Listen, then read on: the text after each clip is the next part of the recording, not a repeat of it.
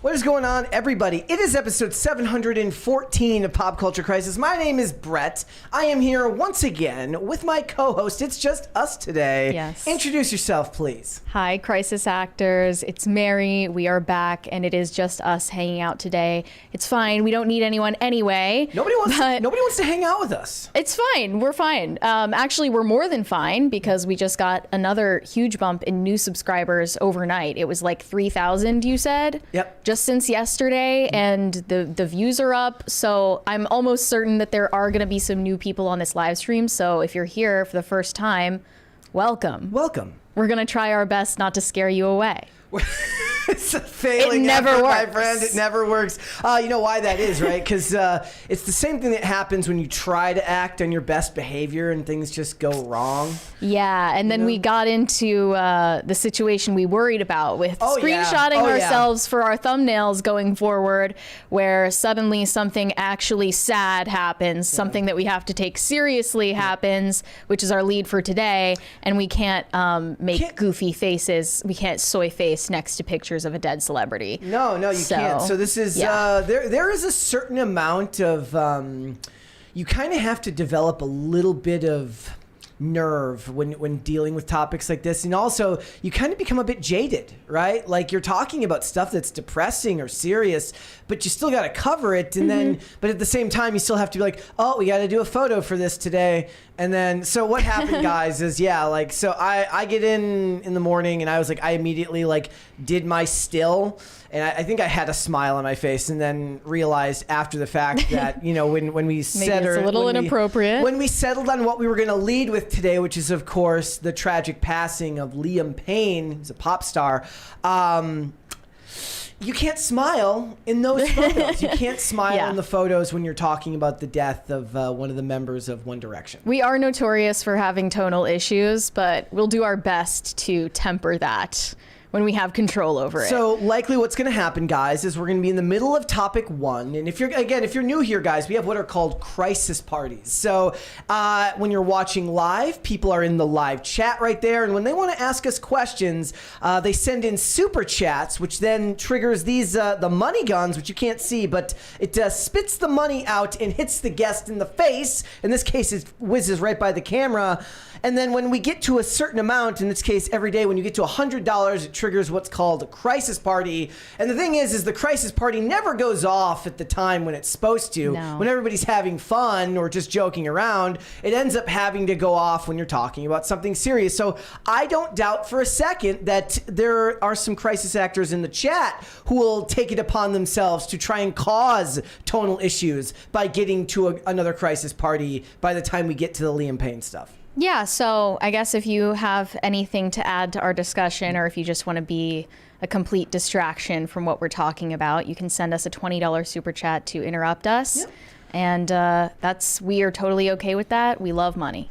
Also, remember, guys, hit the like button on this video and subscribe. If you are new here, if you have not subscribed yet, subscribe and share this video, these live streams, these segments out with your friends, your family, your loved ones, people you like, people you hate, everyone in between. The more people you share it with, the faster channels like this grow. It is the best way to help and support channels like this. So thank you guys so much for that. Also, a heads up, we will be debuting new segment thumbnails tomorrow. So stay tuned for that. You'll be noticing a little bit of difference if you're somebody who doesn't watch necessarily live but watch the segments. You will be seeing new segment thumbnails. We've been rebranding left and right. This whole channel is getting a major glow up right now, and next thing you know, we're going to be coming back to the show on Monday with BBLs, lip injections. Well, no, you're gonna get the Chad jawline surgery. I'm gonna come in here with gigantic lip injections and Botox. I'm just gonna mew all weekend. Yeah. Guys, we got a bunch of stuff to get into. So first things first, as we discussed before, we will be talking about the tragic passing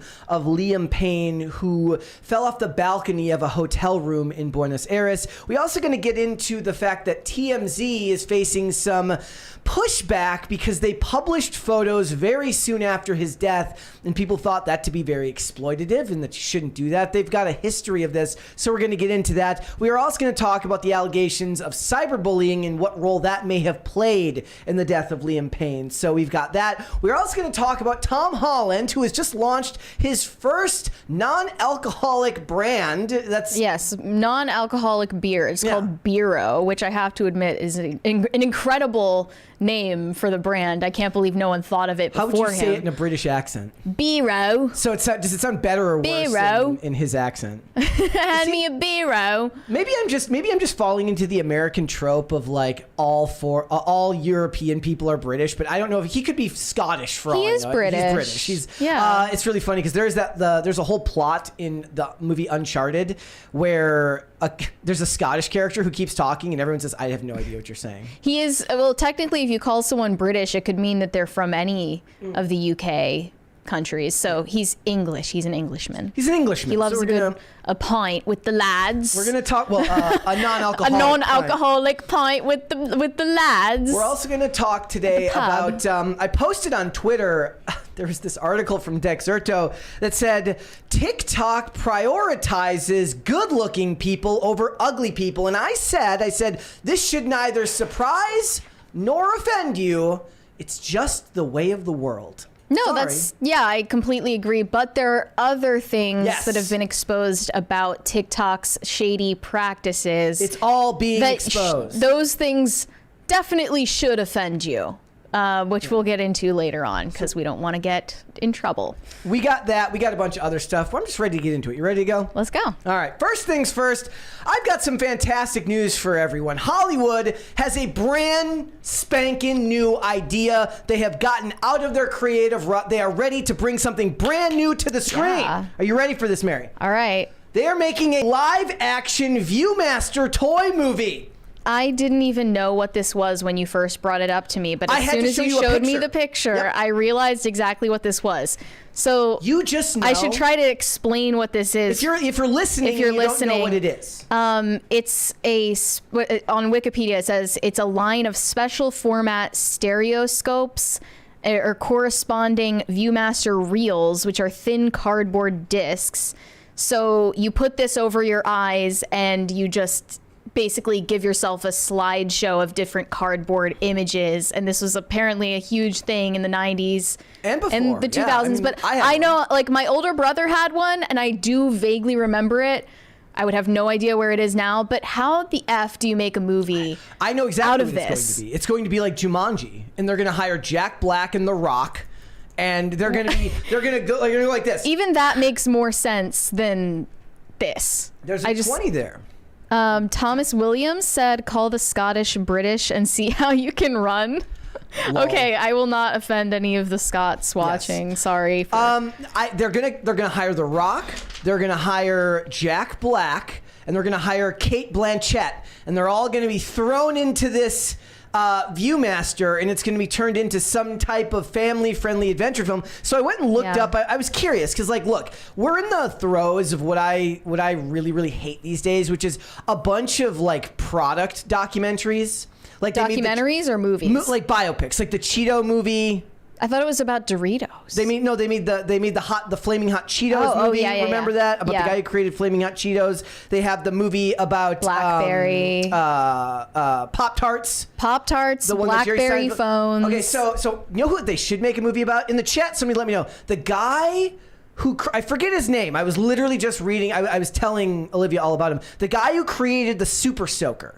The squirt gun, who worked for NASA and also was like instrumental in the creation of Nerf guns, but made it like he won like a $73 million lawsuit for like unpaid royalties years later. They need to make a movie about that guy. I didn't know any of that story before you just told me. So they need that would be interesting. But that doesn't look like what they're going to do. It says it's another Mattel product. Remember, they're making a Hot Wheels movie. Yes. Right now, which of course I say they should make that like a Fast and the Furious movie. See, this is why these people are so stupid. You made a Barbie movie. It did numbers. So what you think as a Mattel executive is let's just make a movie of every single toy we've ever released.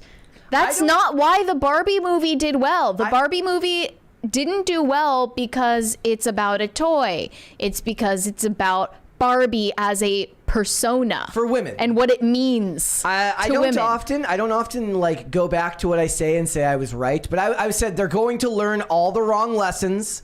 They're not going to understand why Barbie was successful. In a press release, Mattel described the Viewmaster as a popular childhood staple for generations, one that has taken its fans all over the world with its 3D image reels, creating worlds of imagination and storytelling for every adventure seeker at heart. It's being billed as a 4-quadrant family adventure. I don't know what that means. Viewmaster has inspired generations to embark on boundless adventures, offering a treasure trove of storytelling possibilities for this film, says the president of Mattel. We're thrilled to work with Sony and escape artist Todd Black to bring this Mattel franchise to life. Their creative and filmmaking expertise sets the stage to introduce a modern take on this beloved toy to audiences everywhere. What do they mean a modern take? It's the only... You suck. You suck. But listen to this. That's not the only ones that they... That's not the only ones that they have coming up. Listen to what else they've got coming up. All right. Mattel has commissioned a head-spinning number of films based on its vast toy portfolio. Are you ready for this? Okay. American Girl. Wait, Mattel owns American Girl dolls? Apparently. I didn't even know that. So that could actually be akin to Barbie. They already made tons of American Girl doll movies. But maybe this will be a big screen version of it that goes to the theaters rather than straight to DVD. A live-action Barney movie. What? God help us all. With Daniel Kaluuya. The Vin Diesel-led Rock'em Sock'em Robots movie. That one could be hilarious. Yeah, we talked about that. Yeah. And the card game Uno with Lil Yachty. What? What? I hate everything. The hell does that... Like, literally, my tweet for this... Did you see it? Like, my tweet was literally, what the F does that mean? What does that mean? And more importantly, why? Like, nobody cares about any of these things as much as they think. How about this, guys? Make a good G.I. Joe movie first. Then we'll talk.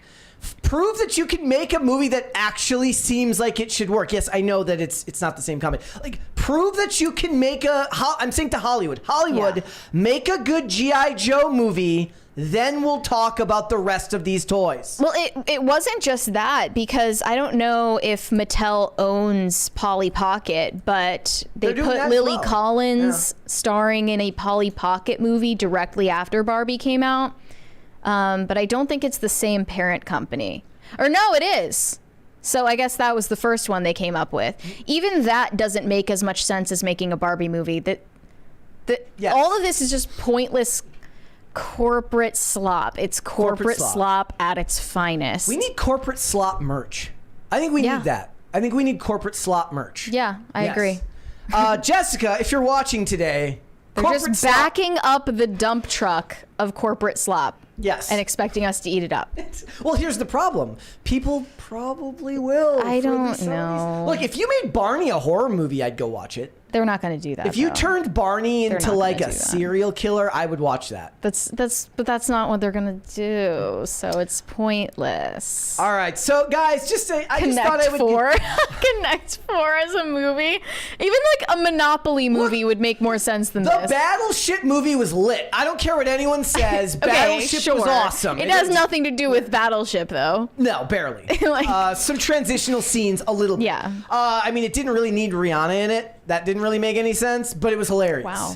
That's an unexpected crossover. Isn't that as random as anything you could ever think of? Yeah. All right, guys. So just, you know what? Keep your eye out for it. Who knows? This could end up... Maybe we'll end up being surprised. Look, they have a history of this. Jumanji, the Robin Williams Jumanji is one of the most beloved films of all time, especially of his catalog. But then they did the 2 Jumanji movies with The Rock, which for all their faults made a lot of money. So there is a precedent. There is a precedent for stuff like this to be made, whether we like it or not, is that brand recognition is second only to IP for books and books and television is some type of recognizable brand. I'm sure there's going to be a MrBeast movie in the future. That is very possible, but not if these hackers have anything to say about it. Yeah, so it looks like MrBeast has multiple billboards in major cities in the US, and some of them in Chicago got hacked last night. To show the image that you see on screen, it's MrBeast soy facing the Palestinian flag in the background, and the text says F Israel, paid for by MrBeast LLC. They put the paid for by MrBeast LLC in gigantic letters to make sure that you could read that, so you could associate whoever it was with the text there. This is not, in fact, what MrBeast LLC paid for. No, not at all. I didn't even believe this when I first saw it. I thought it was just a Photoshop. It was fake, but apparently this is real. Yes. Drama Alert updated saying 2 signs were hacked, both hacked for about an hour before it was corrected. The local community is now very upset, and MrBeast is a victim and did not pay for this, as they claimed. The hacking seems to have been planned in advance, as it lines up with the start of a Jewish week-long holiday. It would be interesting to see what the security measures are like for these types of billboards. You know, like the firewall protection for this type of stuff. Yeah, it seems like it's something that would be next to impossible. Yeah.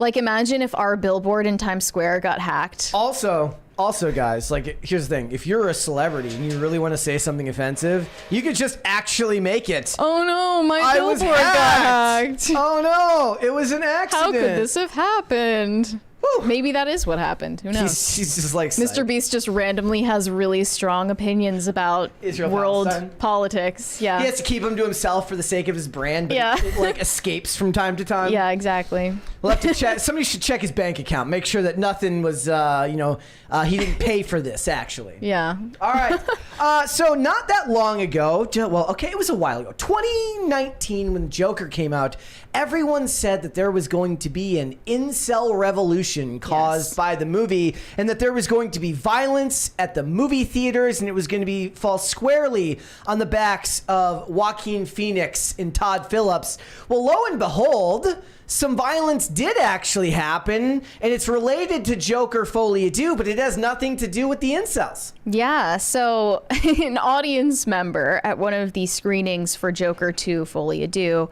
ended up trying to set a chair on fire in the theater, inspired most likely by the scene in which Lady Gaga, as Harley Quinn, starts a fire in the theater in the movie. Yes, she sets fire to a piano. So she's a pyro. She's also a klepto. She's a lot of things in the movie. And I guess this inspired some Lady Gaga stan. They're called the Fame Monsters, right? Is that what they're called? One of the monsters to model their behavior after her. He said he promised he would do more damage if she doesn't come to Brazil. So she's supposed to make a tour date in Brazil, or else he's going to burn the place down. Yeah, well, she's going on tour next year, right? Like I was reading somewhere. I'm kind of surprised that she's going, like she's launching like a really, really big worldwide tour next year or something. Yeah. So she's like, better make that date in Brazil so as to not cause any more fires. Not gonna lie, listening to her rendition of that one song, "The Joker Is Me" or whatever that was called, that was put on her concept album for this movie, it was way better than the version of it that ended up in the final cut of this movie. I wonder why that is. Like, her vocals were far better. Just everything about it was better, and I don't understand why they wouldn't just use the same track. What was better about it? Like, what was different about the vocals? She was using her signature sound. So she was going the whole way. This awful, like, breathy, shaky one that they forced her to use throughout the entire thing. You know what they did, right? They're like, actually, as great as that is, artistically, it doesn't line up with the character, so we can't do that. Which it does, by the way, but also you're completely rewriting the character of Harley Quinn in every imaginable way possible, so anything is up for grabs. But I also saw this headline today. Paul Schrader walked out of Joker 2 after 15 minutes to go buy something. He was like, I need some popcorn, F this. And then he returned and could only last another 10 minutes. And then he left. He called it a really bad musical. That was enough. I kind of do appreciate that we live in an age now where there are still at least some people in Hollywood that don't have to, like, disingenuously glaze everything. Yeah, he's too old to care. I mean, but there's still plenty of actors that are old that still glaze everything for the sake of keeping the peace. It's like, what was the name of that actress from Harry Potter who was like, adults need to stop obsessing over Harry Potter? The lady who played so juvenile. Professor Sprout. Yeah. Was like, or even think of Alex Proyas, who directed the original Crow, who is like, oh yeah, this is a cash grab. He's like, your Crow movie sucks.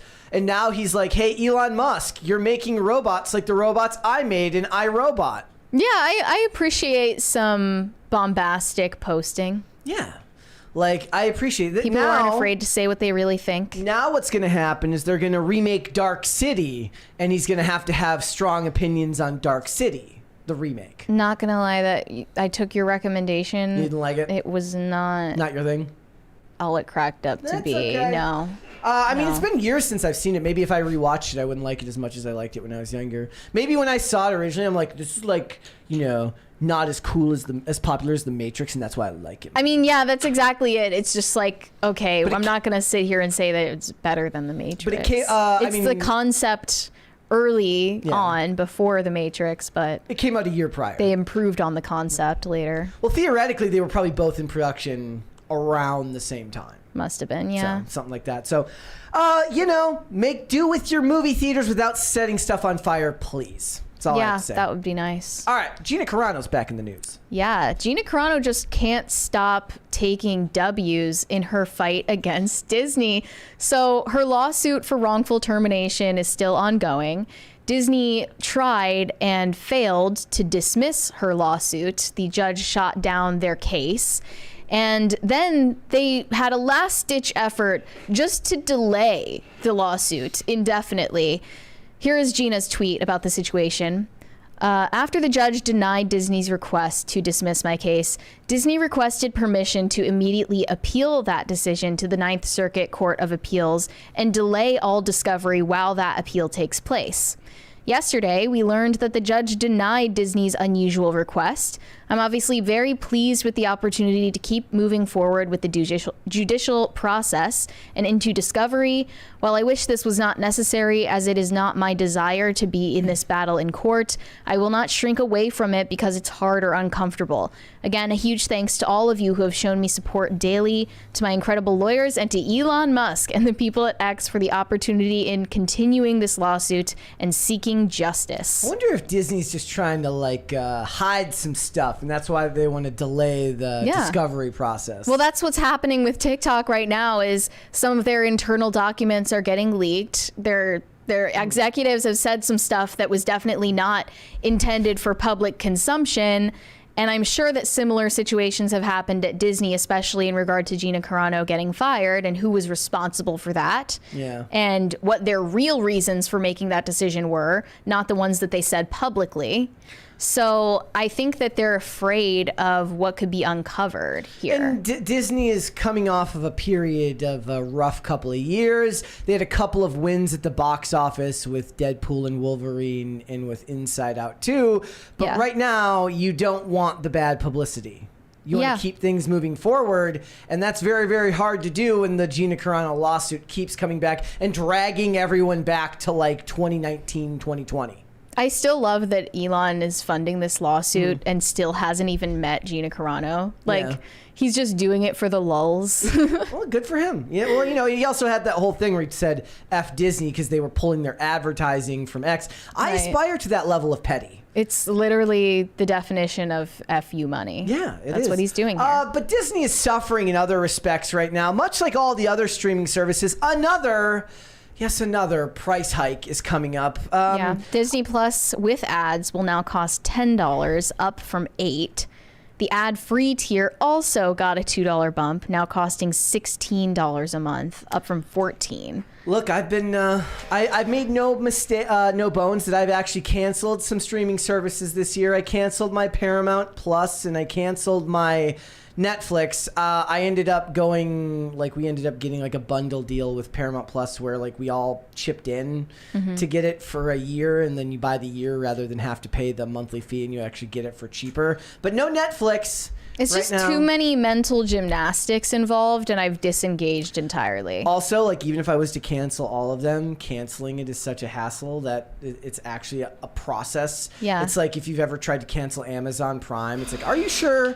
Are you really sure? Well, I'm glad you brought that up because the government is trying to fix that problem for you, and it might be the first time Brett has ever seen the government do something useful and efficient. The FTC has finalized a new click-to-cancel rule where all subscription membership services will be required to offer a one-click-to-cancel.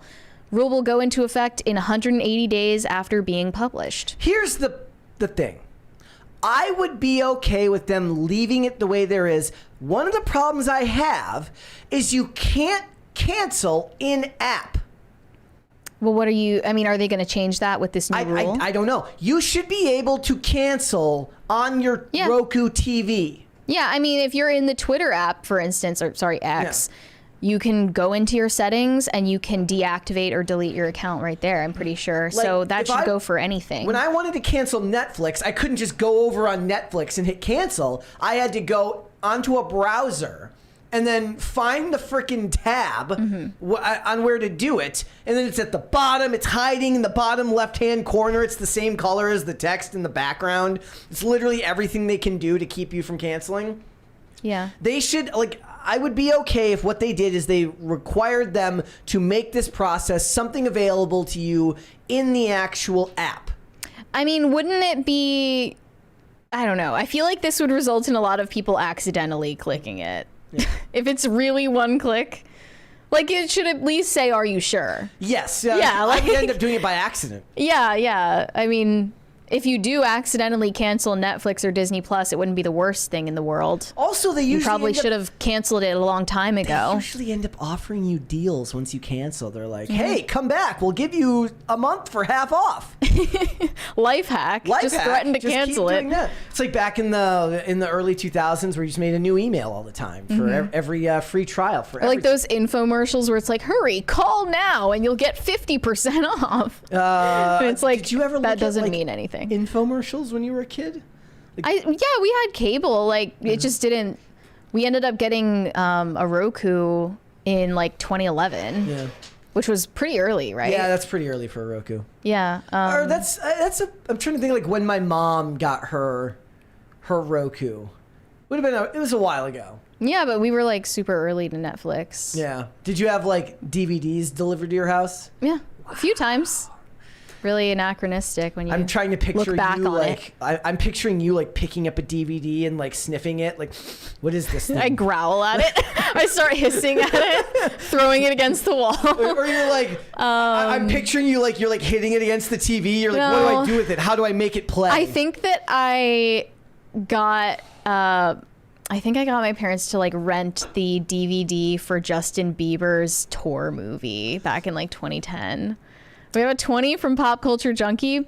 As I've said before, I have an inside Disney source that says they are scared shitless of discovery in the Carano case, especially internal communications between Lucasfilm to corporate America HR would tank the stock. Here's my problem with all of it. When you're a company like Disney at that size, say you don't reveal everything. Like, pretty much everything in the world of corporate America is legal for a fee. Right? Yeah. Like, oh, what's the fine for doing this wrong?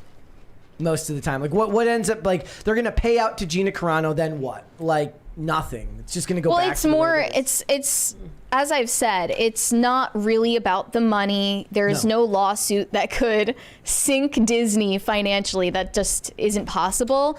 It's not about the money. It's about sending a message. It literally is about sending the message, though. And it's about getting bad press on Disney, and that's what they deserve. Thank you for the first crisis party. If you're new here, again, crisis party. Yes, we just received our first $100 in super chats. Yes. Now, you likely, the question is, will we end up having this happen during the Liam Payne segment? That's what most likely. We're going to have to worry about. I see in the chat somebody said, where did I see this? It says, never say never. Horror Bieber's documentary still recovering. So they thought it was a horror movie. The Bieber documentary. No, I loved the Bieber documentary. I went and saw it in theaters. Wow. I was obsessed with him. Oh, so you were a believer. I was a believer, not a directioner. Okay. That'll come up later. That'll come up later. All right. What would you like to see? Cringe or cute of the day? Actually, no, we'll start with Brainrot. We'll start with Brainrot, and then we'll go to cute, and then we'll go to cringe. Cute, then cringe. Okay. All right. We'll start with Brainrot of the day here, ladies and gentlemen. Here it is. It says, POV, your friend who speaks in Brainrot. Okay. Let him cook. What the cook? Bro is literally in his chef era. Bruh, what the flip? Bro, you're about to get clipped by a lonely Sigma with a cold heart. What the skibbity? I think I like this sussy bugger. What the Sigma? Bro, lock in. Bye-bye. What's up, brother? Bro is not the Risley Bear. Bro is Sir Risley Bear. The My Risley question is, Bear? Remember like when you would take photos and you'd have red eye in the photos? She has red eye on video. I thought that was normal. No. No? No. Okay. You have red eyes from a camera flash. Maybe she's just a Brainrot demon. Lonely Sigma. She's a lonely Sigma. You're about to get clipped by a lonely Sigma She's with the a Risley cold Bear. heart. She's the Risley Bear. All right. And you said cute, then cringe? Yeah. Okay. All right, guys. Let's do cute of the day here. Make sure we're not going some... Austrian Ogre says, greetings from Austria. I think it's time for you to put on my... I have no idea how to pronounce that, so I'm not even going to try. I can't see. But it's Cleo. Throning above me and watching what's happening on my PC. Hi, Cleo. Don't you mean what's happening on your PCC? You're cute. Cleo looks suspicious. I like her. Cleo looks a little bit suspicious. She's planning something. Let's do one more. This one is from Layla. It says, cute of the day. Here's Uno, my daughter's 2-year-old ball python. Loves to eat rats and sleep. He's a very good boy. Aw. I like seeing the little snake faces. They have cute mouths. I like it. Adorable. All right. We got cringe of the day. We had to work for this one because Mary had to find one that worked. Oh, yeah. For me. So I should probably explain a little bit first. There is a mega church in VR. People go to church in VR. That's awful. Yeah. Okay. So All right, here we I don't go. know whether to think this is cringe or wholesome or both. So let's just watch together. God, that's all we ask, Lord. Yeah. Is this, and I wanna know your heart. It's that simple. It's that simple, Lord. And I wanna know your heart. Yes. 'Cause you're so good. You're so holy. And I wanna know your heart. Yes, I do. That's my prayer. Come on, let's sing this when I sleep. Come on. the avatars that they're using. He's singing along. It's you only. It's you only for the rest of my life. It's you only. Make that your prayer. Come on, sing that again. God, that's all we. Wow. So, like, is that cringe or is it wholesome or is it just equally both? I don't know what to make of it. It's Schrodinger's cringe. It exists in a state of both cringe and wholesome at the same time. We just haven't opened the box yet. The state of religion in general, we're in a weird place in history. You know, it's better than nothing. I suppose. guess. Like, I imagine, like, I can't imagine you finding that wholesome. I appreciate that they're trying to reach new people. Yes. Okay. But yeah, that was just a lot. I didn't know that VR church was a thing. Well, look, there was a TV show back when I was a kid called VR Troopers. If somebody could somehow make a remake of VR Troopers in a VR church, I would We have appreciate a that. 20 from Francisco Sanchez Jr. You know, Mary, I was thinking about watching Person of Interest, but man, I can't watch series anymore. Oh, hi, Brett. I didn't see you there. You look good under that shade. Happy PCC Day, 5 days a week. Yeah. Well, it's PCC Day every day. As every day, bro. You should watch Person of Interest. So I saw earlier there was a tweet that said that Google is looking to purchase multiple nuclear reactors to power their AI, which You started Charlie Daying. I started trying to explain to everyone that that's exactly what happens in Person of Interest when they build the machine. It's housed in a nuclear reactor. You need to have a yarn cork board with all of your references for Person of Interest. Poor Olivia tweeted last night about my autistic. You have no idea how deep the iceberg goes. Like the thing is though, you need to create that. You should create the Person of Interest iceberg meme. No, but the thing is, like, when it's actually what it is. It's not autistic knowledge. It's literally just the show is that layered that I'm trying to explain things that just require multiple viewings. You already just sound like the guy in the meme where he's grabbing the back of her neck. Yeah, I'm like, like literally like that. I was like, look, what you don't understand is Harold sold the virus on a laptop to China so that when Decimo would buy the laptop, it would infect the machine and then cause it to free itself from government control. Okay, Brett. That's exactly what happened. All right, so let's go ahead and get started then. Let's talk about Liam Payne. Well, ironically, yesterday I mentioned that this channel gets compared to TMZ, and I take it as a compliment.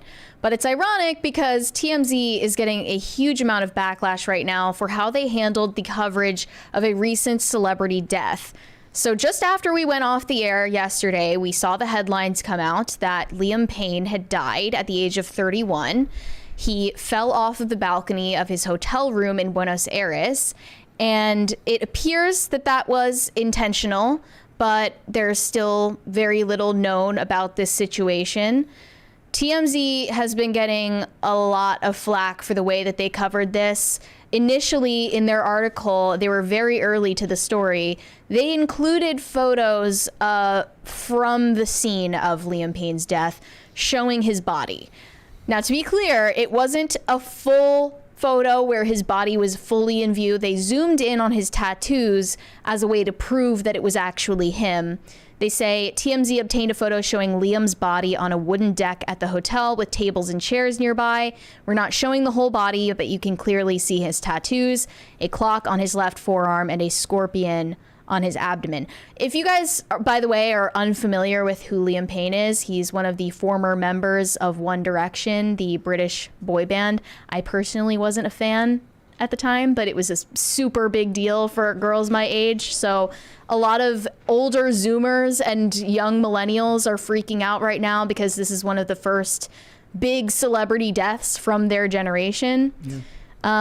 But overall, people are outraged at TMZ. One of them said TMZ just did something more disgusting I even thought they were capable of, and the bar was already in hell. Yeah. What do you think of that? People were bringing up what happened when Kobe Bryant's death was leaked and posted on TMZ, and the family found out before they even had a chance to be notified by law enforcement. It's all about the story. This is a very fine line to walk for them. So TMZ has built up this unbelievable infrastructure of story chasers and photographers and reporters who get them unbelievable amounts of access. It's crazy how fast they get. This is my comparison. It's like, look, if you want to be able to have access to the videos that prove that Diddy hurt somebody like he did with Cassie, where TMZ like somehow gets a hold of this video, the question is, where do you draw the line? Right? And that's a very, very hard question to answer. I think that approaching things like this should be done with extreme care. But when you live in when you work in an industry that's all about first,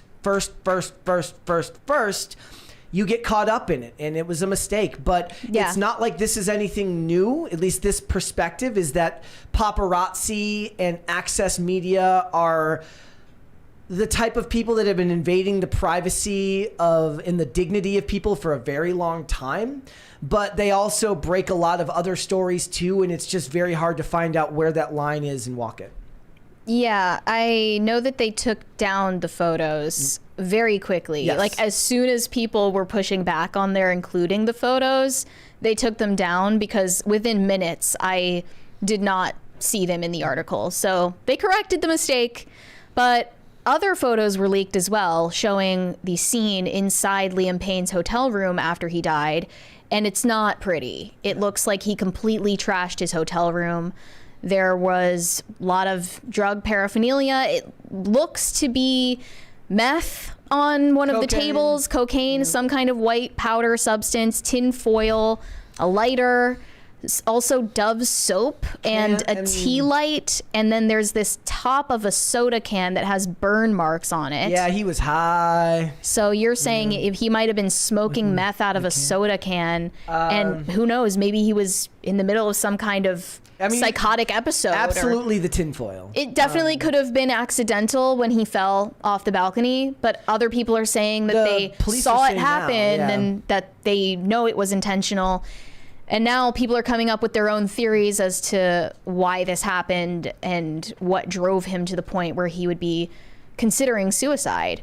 One person said he was apparently high, acting highly abnormal in the lobby. He didn't seem like he was in a good place from what my mutual friend saw and heard. Effing awful, dude. Now, immediately a bunch of people were blaming his death on online bullying, because even I know the first thing I said to you when you told me about the headline was, first of all, I don't know if I should believe this, but second of all, it's crazy that just a few days ago, Liam Payne was getting clowned on all over Twitter for very superficial reasons. You can realize that now. A lot of people were making fun of him just a couple, like 2 to 3 days ago, because they say that he's less, he was less relevant than the other former members of One Direction, and he's riding their coattails, and he has an ego problem. They were just making fun of him all over the timeline. And the same people will then be like, mental health advocacy. Yes. Yeah. Exactly. So here are some of the takes. WTF, y'all were bullying Liam Payne online for the past few days, and now that he passed away, y'all are suddenly mental health advocates. Another one said, y'all have been bullying Liam Payne for years on this app, so don't act like you give a shit about him now. Another said, we need to have a very serious talk about the effects of online bullying. Y'all bullied Liam Payne into committing suicide. You need to realize that the stuff you say online has a negative effect on people, and someone can only take so much. You did it to Chappell Roan, Taylor Swift, Ariana Grande, harassing Beyonce because of things that Diddy did. We need to stop. There's never going to be an answer to this. As long as the internet exists and fame exists and one person is followed by many people, these things will never go away. I'm sure that there is far more to this situation. If his death was intentional and if this was in fact a suicide, there is far more to the story that we have no idea about. And to chalk it up to just, this 31-year-old man who is a multimillionaire was considering ending his life because stan accounts on Twitter were making fun of him, it's a bit reductive. Yes. And I would hope that that's not true. Well, but there's other theories as well that his suicide might be related to a dispute that he has going on or had going on with his ex-fiancée, Maya Henry. I just want to point out, though, that it says, this was from Drama Alert earlier. It says, Liam Payne died by apparent suicide, law enforcement reports. A police official in Buenos Aires told them that he had jumped from the balcony. Look, whether it benefits them for this to be suicide. If it's an accidental death, there's all sorts of liability issues for the hotel. For the hotel and for and tourism and stuff like that. Like there's all sorts of issues that come from this being an accident. Yeah, I hadn't heard anyone point that out, but that's true. But I saw that people were posting about Liam Payne's legal dispute with his ex-fiancée that was going on literally just days before his death. This says the development comes after his ex-fiancée Maya Henry started legal proceedings against him. She told lawyers to issue a cease and desist letter to him after he allegedly kept contacting her and her family. This is following the emergence of new and concerning information. She has retained attorneys to represent her at this time. That is her only comment on the matter. Maya Henry came out with a new novel recently called Looking Forward, which is about a girl who falls in love with a charming pop star, and it was inspired by true events, is what she said in May. And allegedly, Liam Payne was emotionally and physically, and I even heard financially abusive to his ex. That's what people are claiming. I don't know if there's any merit to it, but perhaps with this impending legal trouble on the horizon, as well as drug problems, just dealing with the effects of child stardom in adulthood. Yeah. And people clowning on you on the internet, I'm sure it could feel like the entire world is crashing down on you, and it all just gets to be too much. Yeah. But the answer obviously is not what ended up happening in this situation. I just don't think that we'll ever know the full story. No, and like you said, I mean, drug use alone indicates more that, you know, you're looking to escape from the world, that there are problems in your life that you can't handle sober, which I unfortunately understand completely and have been there. But that's not an easy road to go down. It's not an easy life to live, to do what they did. I do think that we have a consistent aspect of our culture that tends to minimize the problems of celebrities. They pretend like just because they have money that nothing goes wrong in their lives. I don't like that argument. I don't think it's very fair, and I think it's kind of the antithesis of what we're supposed to be as human beings, which is to understand that your problems and my problems might be different, but that doesn't mean that they don't exist. Just because we tend to disagree with a lot of them doesn't mean you can't have empathy for the things that they're going through. We can still clown on them when they say stupid stuff. You can still point out when they're dumb, but it doesn't mean that money cures all problems, or even that they might even have money, right? Like, we don't know their whole situation. 20 from Pop Culture Junkie. I worked with the TMZ affiliate promotion folks. They have this remarkable machine to break stories in a hurry, and sometimes that speed would bite them in the ass. Yeah, that seems to make perfect sense, right? That's their business model. It's their business model. Which I totally understand, but it's not to say it's not sleazy. But I find really just weird, disturbing, and parasocial is the fact that people on the internet are acting like their reaction to this is almost that of losing a loved one or losing like a former friend or colleague of theirs. They're acting like they knew this man. There's a fine line. And that they need to like qualify how they're mourning him. Like this one person said, I think it's an undeniable tragedy if Liam Payne is dead for his family and loved ones, and that can exist at the same time as he was/is an abuser who physically, mentally, and financially abused his ex-girlfriend, and she was right to share her story. Why are you bringing this up right now? Because I've already seen his victim being threatened and blamed for speaking up.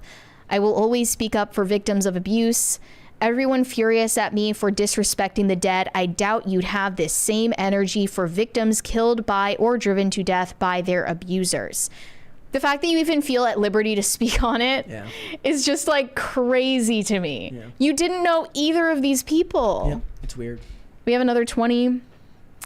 Doze Woods, 1 down, 5 up, said, if you're too weak to handle cyberbullying BS, then don't be online or a public figure. No one is at fault but the one who sewer slighted him/herself. You're correct. Like, here's the thing. You have a responsibility if you choose to be in the public eye, that's going to be the life you've chosen for yourself.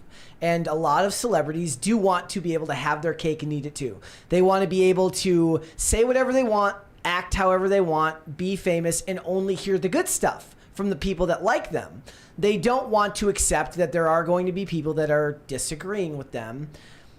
It's pragmatically that's never made sense to me. Like, I would never want to be a celebrity in that respect. I would never want to have to hear the opinions of 10,000 people about my life and my choices, but you know, they exchange the ability to make the money and to get all of the adoration, and the smart ones understand that that's a bargain that they're going to have to make and choose. But you're never going to get a society where everyone accepts that that's the way it is. A lot of them are going to want to be able to be both famous and insulated from all of the pushback, which is not realistic. Yeah, it must feel very dark, especially for his parents, thinking about how they've supported him in this journey to global fame from the time he was a teenager. It's also different because they didn't choose fame. Like he was kind of pushed into fame at an early age, as opposed to somebody who seeks it out in adulthood and then finds it. They just went on X Factor, and then Simon Cowell put them together into a group. Yeah. And for some reason it was like right place, right time, and it totally took off. Now, the last theory about Liam Payne's death is the most insane. Yes. and it's somehow that this is connected to Diddy allegations. There is zero proof, but this person said Liam Payne, who died after falling from the 3rd floor of his hotel in Argentina, once shared a chilling encounter with Diddy and Jay-Z. So let's take a look at this clip.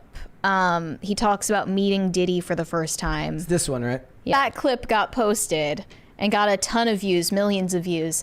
I see a certain corner of Twitter using that to extrapolate some wild story that somehow Liam Payne was about to expose Diddy for something, and they're claiming that he didn't. Going on. Basically, they're claiming that Liam Payne got Epsteined, which is just not true. It's so infuriating when people do this, that they try to make everything so sensational. Yeah. It's sensational enough the way it actually happened. It's tragic enough. It's a celebrity death, and it's sensational enough, you would think, but somehow people have to do, again, like this Charlie Day thing where they're adding new sections to their weird cork board theory. Yep. And it's kind of just, and it causes people it doesn't treat it with the seriousness it should deserve. And it causes people to disengage. Because when you make too many tenuous connections, makes it all incredible. Yeah. Okay, let's read Super Chats. Shane H. Wilder said, "Happy Thursday, Brett and Mary." So apparently the second verse of SOS by Rihanna is just 80s song titles. There is an interview with the writer on it. Yeah, we were listening to it before the show. Well, I knew that it was sampled from, what was that song? The sample track on it was Tainted Love, wasn't it? Love, yeah. Andrew Jacob, it's a good song. Andrew Jacobs said, question for both of you, fave Eminem songs / albums. You got any favorites? I'll go first. 4 songs came to mind when I read this. The Sauce and Nail in the Coffin were both Benzino disses, which I really, really liked. We As Americans, which was on Encore, and Brain Damage, which was on the Slim Shady LP.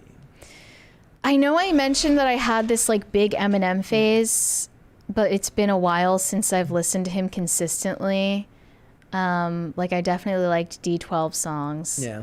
But I don't know. White America was pretty cool. White America was great. Go back and re-listen to the old Benzino disses, The Sauce and Nail in the Coffin. They're very, very good. Andrew Jacobs said, I'm a Slim Shady LP and Eminem show man myself. Yep. Potatoes for Seamus said, hi, Brett. Hi, Mary. What happened to Dane? We would be happy to answer that question for you. Dane is no longer working at Timcast. He tweeted about it last week. Yes. I don't know if anyone missed that. But if you're wondering, me and Dane do still send each other offensive memes. Yes, there are no hard feelings whatsoever. Shane H. Wilder said, potatoes, he went out for milk and cigarettes. Literally went out for milk and cigarettes for the last time. Let's do one more. Corey Anderson said, Eminem is gay and lame. I hate I had to type this way. The rapper? Yeah, I think he's saying. Well, he turned gay and lame, but he used to be cool. You either die a villain or you live. You either die a hero or you live long enough to see yourself become a villain. That's going to be the title of his next album, I'm sure. All right, let's move on. Let's talk about Tom Holland. Yeah, Tom Holland just started his own non-alcoholic beer brand. Oop. Hold, please. We'll restart in a second. We'll just reboot. It managed to skip the Liam Payne segment. That's actually a blessing in disguise. Yes, it is.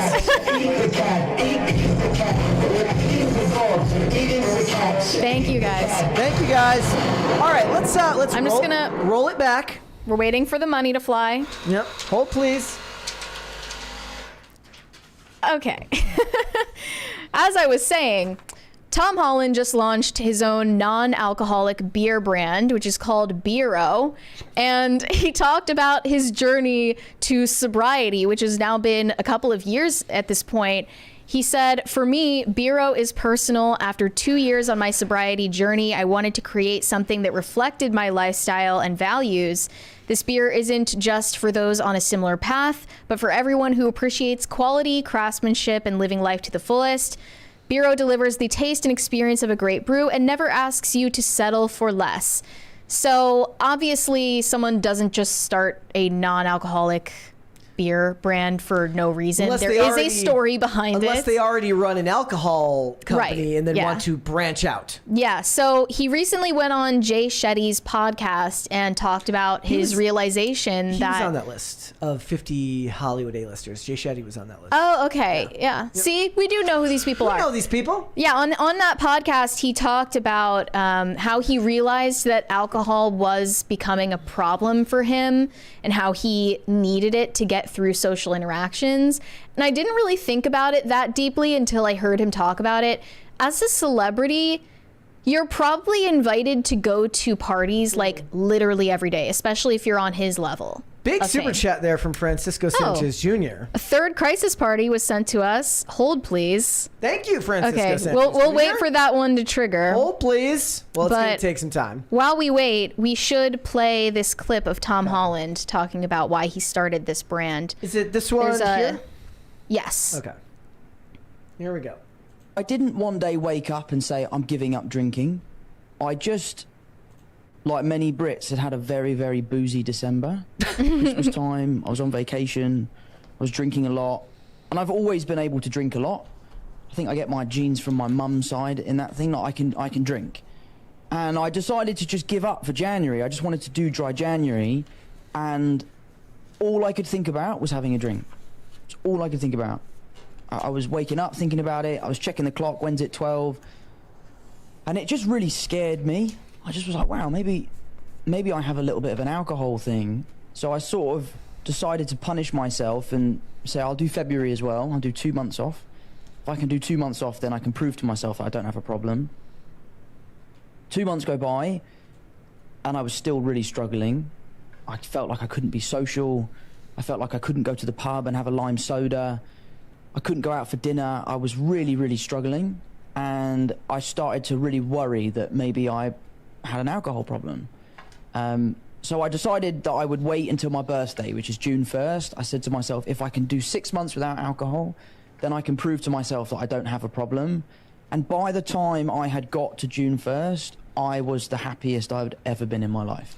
He probably got to it just in time. Like... You mean Yeah. the addiction Well, side yeah, of I things? mean, you know, Well, I mean- there was a second part where he was talking more about it. I just want to get through the rest of that. That's Clip. Is that the first one here, or is the one at the That one. This one here? Yeah. My life. I could sleep better. I could handle problems better. Things that would go wrong on set that would normally set me off, I could take in my stride. I had such better mental clarity. I felt healthier. I felt fitter. And I just sort of said to myself, like, why am I enslaved to this drink? Why am I so obsessed by the idea of having this drink? And I would look back and recognize that I would go to events for work and I can't enjoy myself until I've had a few beers. And I just felt so much pressure. And this is one of the things why I've sort of distanced myself from the rugby community, because so much of it is about That's how very much energy British. to get this drunk as So possible. British. And it's honestly been the best thing I've ever done. I'm a year and a half into it now. It doesn't even cross my mind. I've found amazing replacements that I think are fantastic. Thank you, Francisco Sanchez Jr. Does he eat This dogs one or is for cats? you. Eat the cat, eat the cat. They're eating the dogs, they're eating the cats. Eat the cat, eat the cat. They're eating the dogs, they're eating the cats. Eat the cat. Okay. Continue. Okay. Hold, please. Fantastic. Ones that are also really healthy. I found this one beer that it's full of electrolytes and it's, the carbohydrates in it are long-lasting energy. So, like, having a beer is now actually like a really healthy thing. I'm really lucky that all my friends are super supportive about it. I've never run into that scenario where my friends are like, oh, go on, just have a beer, like, you're fine. That also never happened to me. I never had the mythical situation where, people like, hey, man. Is it mythical? Is that kind of thing? Look, I also never had people like, look, once you're hooked, like, and again, drinking wasn't my thing. Mine was drugs. But, when you've got a dealer, the dealer wants to sell you drugs, but there wasn't just random people. They make it seem like you're going to walk down the street. The DARE program made it seem like you were just going to walk down the street and people Someone's were gonna just open like, a trench just coat. throw drugs into you. They're into going to your face. open the Yeah. trench coat and they're going to be like, I've got free drugs. Do you want some? I've never once come into a situation where I told people that I was in recovery and sober and have them say, oh, loser. No, they all say, good for you. Yeah, the peer pressure thing is far more likely to happen as, like, if you're a minor, you know? Yeah. People who haven't figured out having an identity. Their frontal lobe hasn't been fully developed yet. They've always sort of really supported me, and I don't want to be that person that's saying to people, you should get sober, you should get sober. If I could encourage someone to drink less, then that's great. But I don't want to start getting into the world of you need to stop drinking, because it's not for me to say. I went on my own little journey. Yep. I'm really enjoying it. I'm delighted that my mum's has also given up. She's loving it.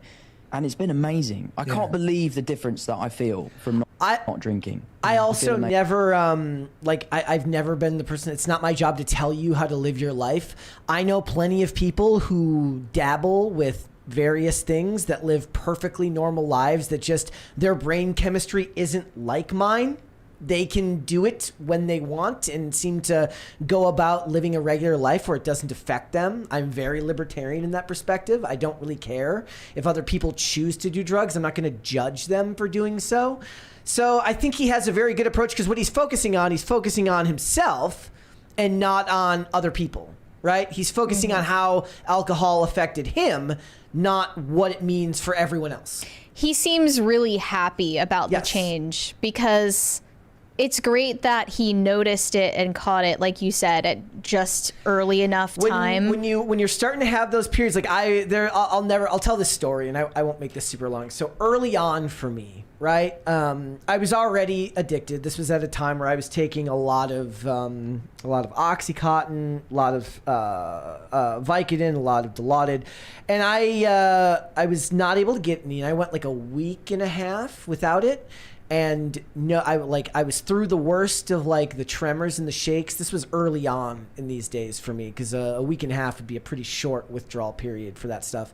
And I made it through it, and I went back to it. And I will never, like, my life could look drastically different right now if I would have recognized that, like, look, you had a shitty couple of weeks, you're out of it, but it was too tempting and it was too hard. It wasn't until life legitimately fell apart for me that I was able to understand the consequences of my actions. So he's got a way more stressful life than I had at that time. You know, this dude's got responsibilities. He's Spider-Man. He's legitimately Spider-Man for Marvel, right? He's got to go to movie premieres. He's got to go to do all of these appearances. I don't see the same light in Ben Affleck's eyes. No. When he does interviews talking about his journey to sobriety, it doesn't come off the same way at all. And I think it's because he lost more to it than Tom Holland had to. Oh, very much so, I'm sure. People are confused about this now. Obviously, Tom Holland became sober and then made money off of it, which is a baller move.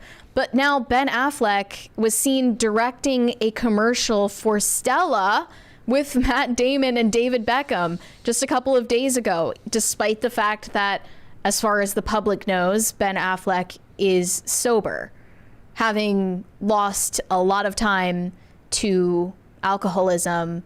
He has been very public about the fact that he recovered, and yet he's planning to promote a beer brand with these other celebrities. It's very strange. Yeah. And especially after, as some people pointed out, Ben Affleck's team claimed that his now ex-wife, J-Lo, having an alcohol brand was posing a threat to his sobriety. Look, I think the fact that Zendaya doesn't drink probably played a role in this as well. Because I read in an article that Zendaya doesn't drink either.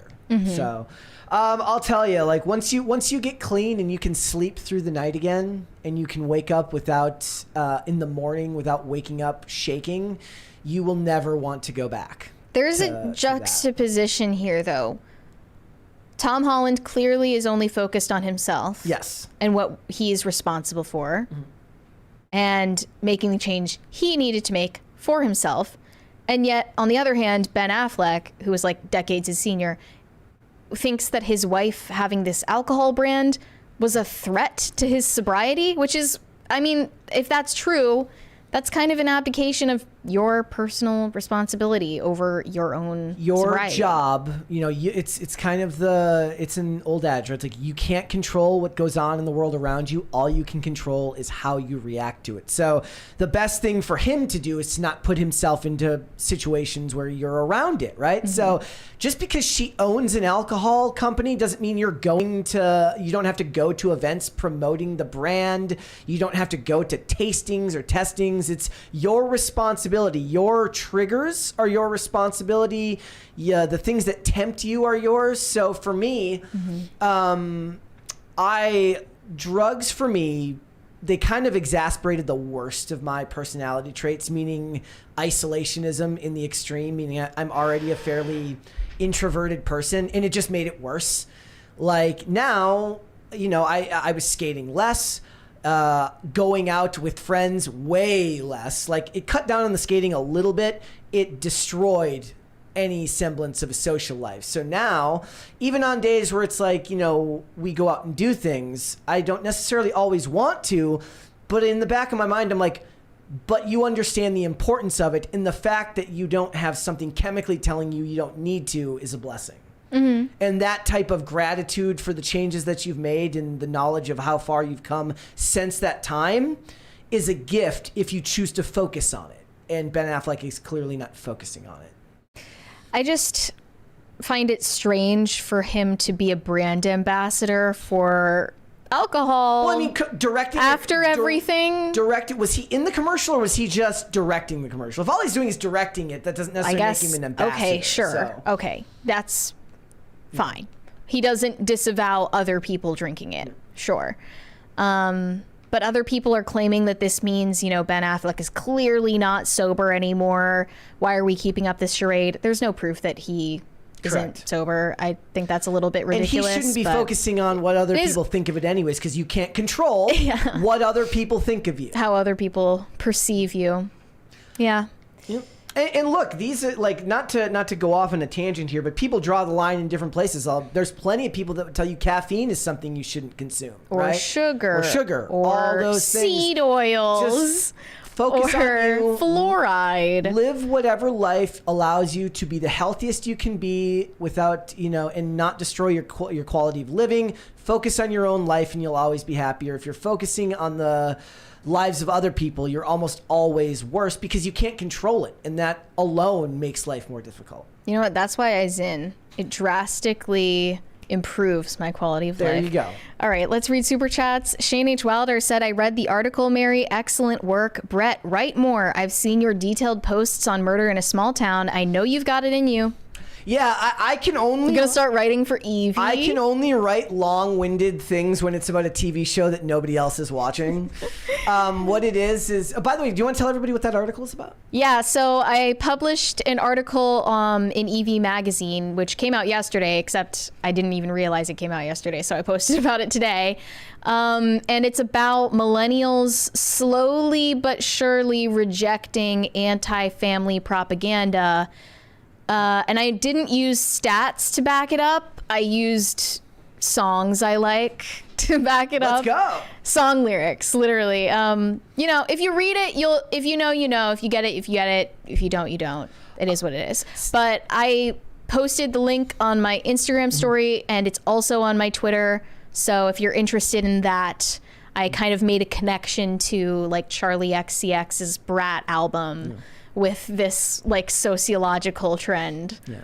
So I don't know. It just struck my fancy. And if it strikes your fancy, go give it a read. I would appreciate that. You should write more. I mean, you always, you were writing more earlier on, but we're always so busy that it's really hard to do. But I also, when I was writing more often, I was almost doing it on like a daily basis, if not every other day for Timcast, the Timcast website, which is not even available anymore. But the articles, I go back and read them, they're not as good. Because you're writing more They're not as good and, because I wasn't giving as much time and effort into it as I am now. See, for me, what it is like this right here. Like, I write frantically as I'm going and then edit after I post. It's like that meme where it's like writing and then there's like smoke coming off the page. No, so like I added paragraphs after I posted the tweet and things like that. So I go back and edit? Yes, after posting and add. Yeah. So I have this innate fear of the organizational process of writing. I despise the organization. Really?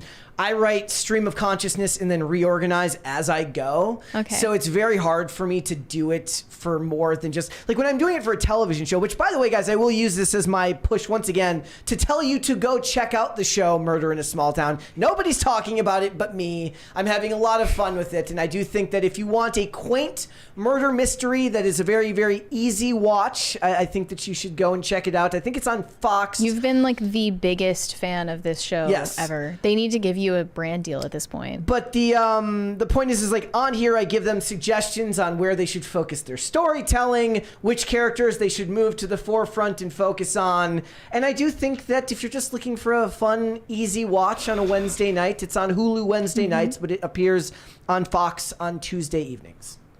Well, there's There you your go. endorsement. Corey Anderson said, can we talk about how Dragon Age The Veilguard is confirmed woke garbage? I hate BioWare for this one. You can don't- talk to Grums about it. I don't know anything about that, do you? Grums has been talking about it. Again, people always ask us our opinions on video games, but we don't really cover video games here. We're not gamers. Somebody asked if we were going to cover the leak with Pokemon, and I'm like, it's just not our bag. Yeah, I guess not. Goofer Trooper said Brett staring straight into the cam right before the show starts was a bit of a jump scare, LOL. Yeah, I was on the PTZ and I was going, Yeah, you're watching, always watching. watching you guys. Pop All right, do one Culture more. Junkie said, why do you think you're getting those sudden short bursts of lots of subs? There are multiple reasons. Change in thumbnail. Yes. For one. First of all, changing the thumbnail really helped. For some reason, we noticed there was a jump in views on that show when we used the new thumbnail design. And then that same day, or no, maybe the next day after that, we found out that Tim started our ad push that's going on Google Ads.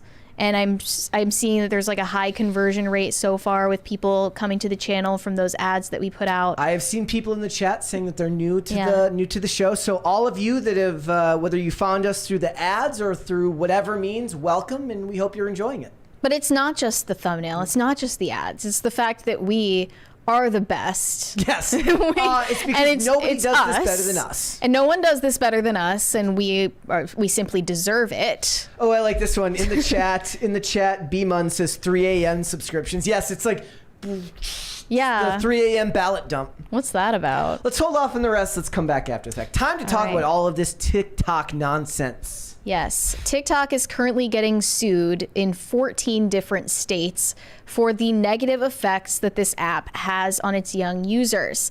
And there have been multiple revelations from leaked documents within the TikTok company that they did not want to reach public view. And one of these revelations is that TikTok's algorithm artificially promotes people who are beautiful in the For You page, and it artificially demotes any videos from people who are deemed not attractive. So essentially TikTok just says no to ugly people becoming successful on their platform. We talked about this not that long ago. Is pretty privilege a thing? Yes. Absolutely. It absolutely is. And there's nothing wrong with I that. make There's the nothing joke- wrong with it existing. I make the joke all the time. I'm like, look, I got a face for radio. That doesn't bother me. But the point we're making is like, you should be neither surprised nor upset by this. It's the way of the world. It kind of goes back to what we Simple were talking marketing. about Tom Holland. Like, you can't control how the world works sometimes. I know a lot of Gen Z wishes they could. They wish that they could reform the world in their own image. But you can't. And beautiful people will always win out in visual mediums. So leaked documents show that TikTok's algorithm pushes content from more attractive people while reducing the visibility of unattractive users. When a high volume of not attractive subjects were found to be populating For You pages, TikTok took action to artificially place them lower in the pecking order. The internal report claims that TikTok knowingly tweaked their algorithm to amplify users that the company views as beautiful. And for those deemed not attractive, they were pushed down, and TikTok took active steps to promote a narrow beauty norm, even though it could negatively impact their young users. You know what I think it is? I think they hired Jordan Peterson. No fatties. No fatties allowed. fatties no, allowed. thank you. Nope. Not my type. Not my type.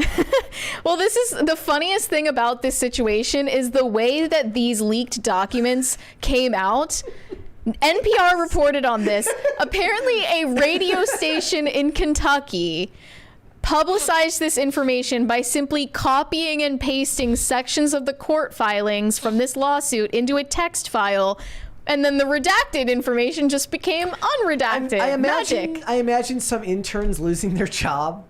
No, that would mean you get a promotion. Whoever was responsible for the copy. The lawyer. Whoever the paralegal was that was responsible for that. Someone lost their job that day. Monday.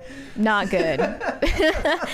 But as for the beauty trend thing, yeah, there are some toxic things that go viral on the app about body image and face trends. Look, I hate the videos of women talking while they do their makeup. That's just bound to happen on any app where young people, especially young women, congregate.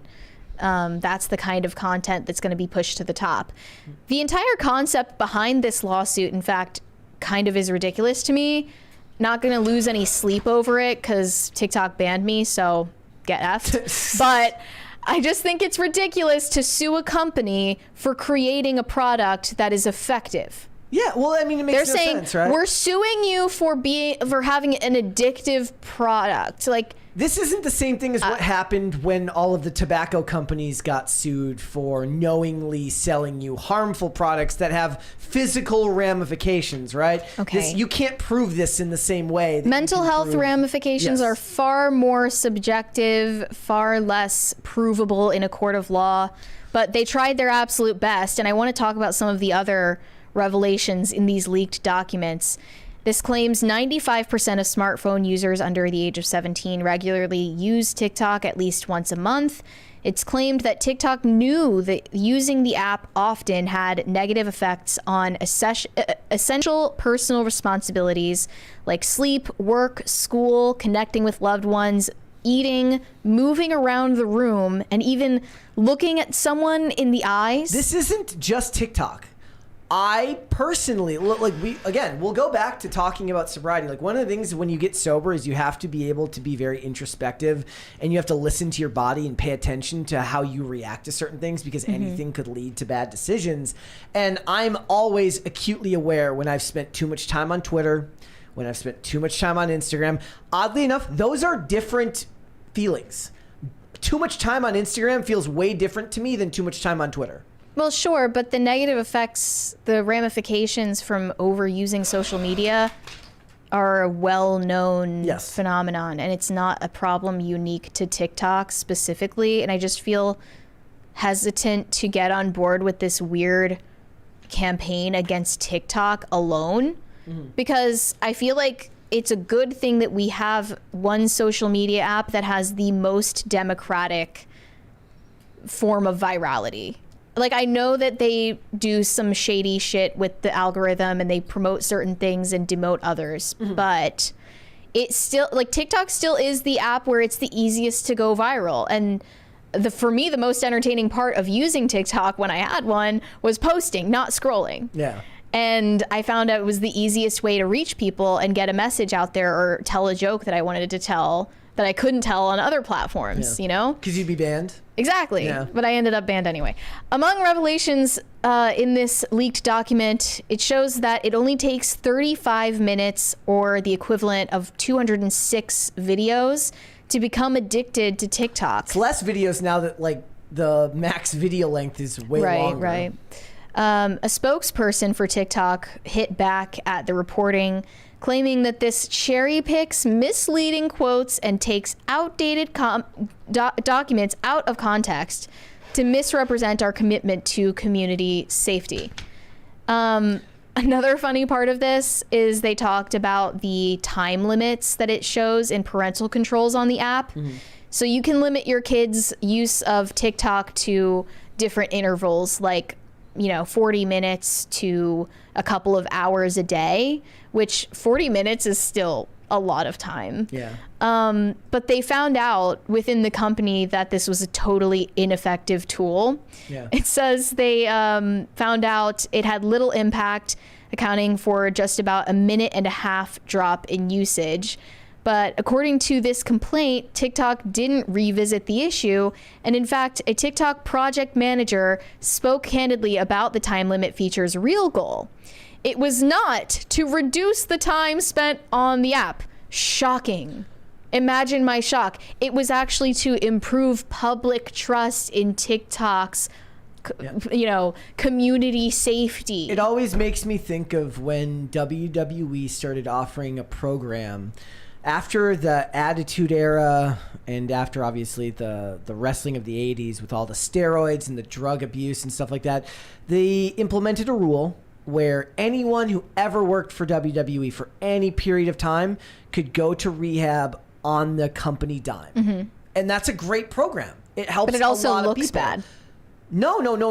It looks like they're committed to taking care of the people that work for them. Their reputation was already damaged by the steroid scandals. Oh, of the okay. 80s, if it was already bad, then, already damaged yeah. by the amount of deaths within the industry. So the best thing you can do for the company is to offer the rehab to anyone who worked there, and it's functional, right? It's kind of like the idea of capitalism.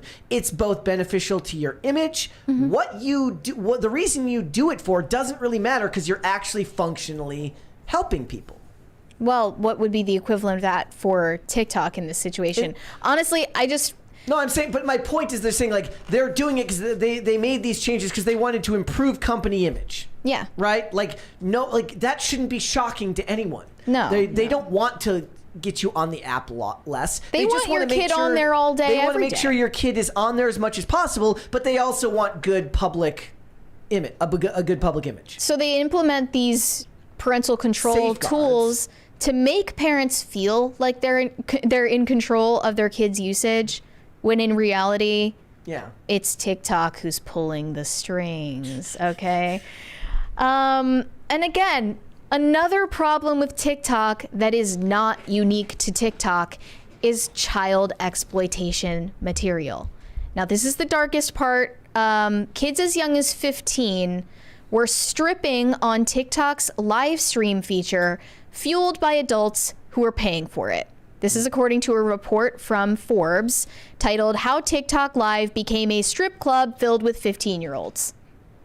The fact that this wasn't the headline for this article is crazy. Well, I don't know if this was from a different finding, but it's about the same time when it came out.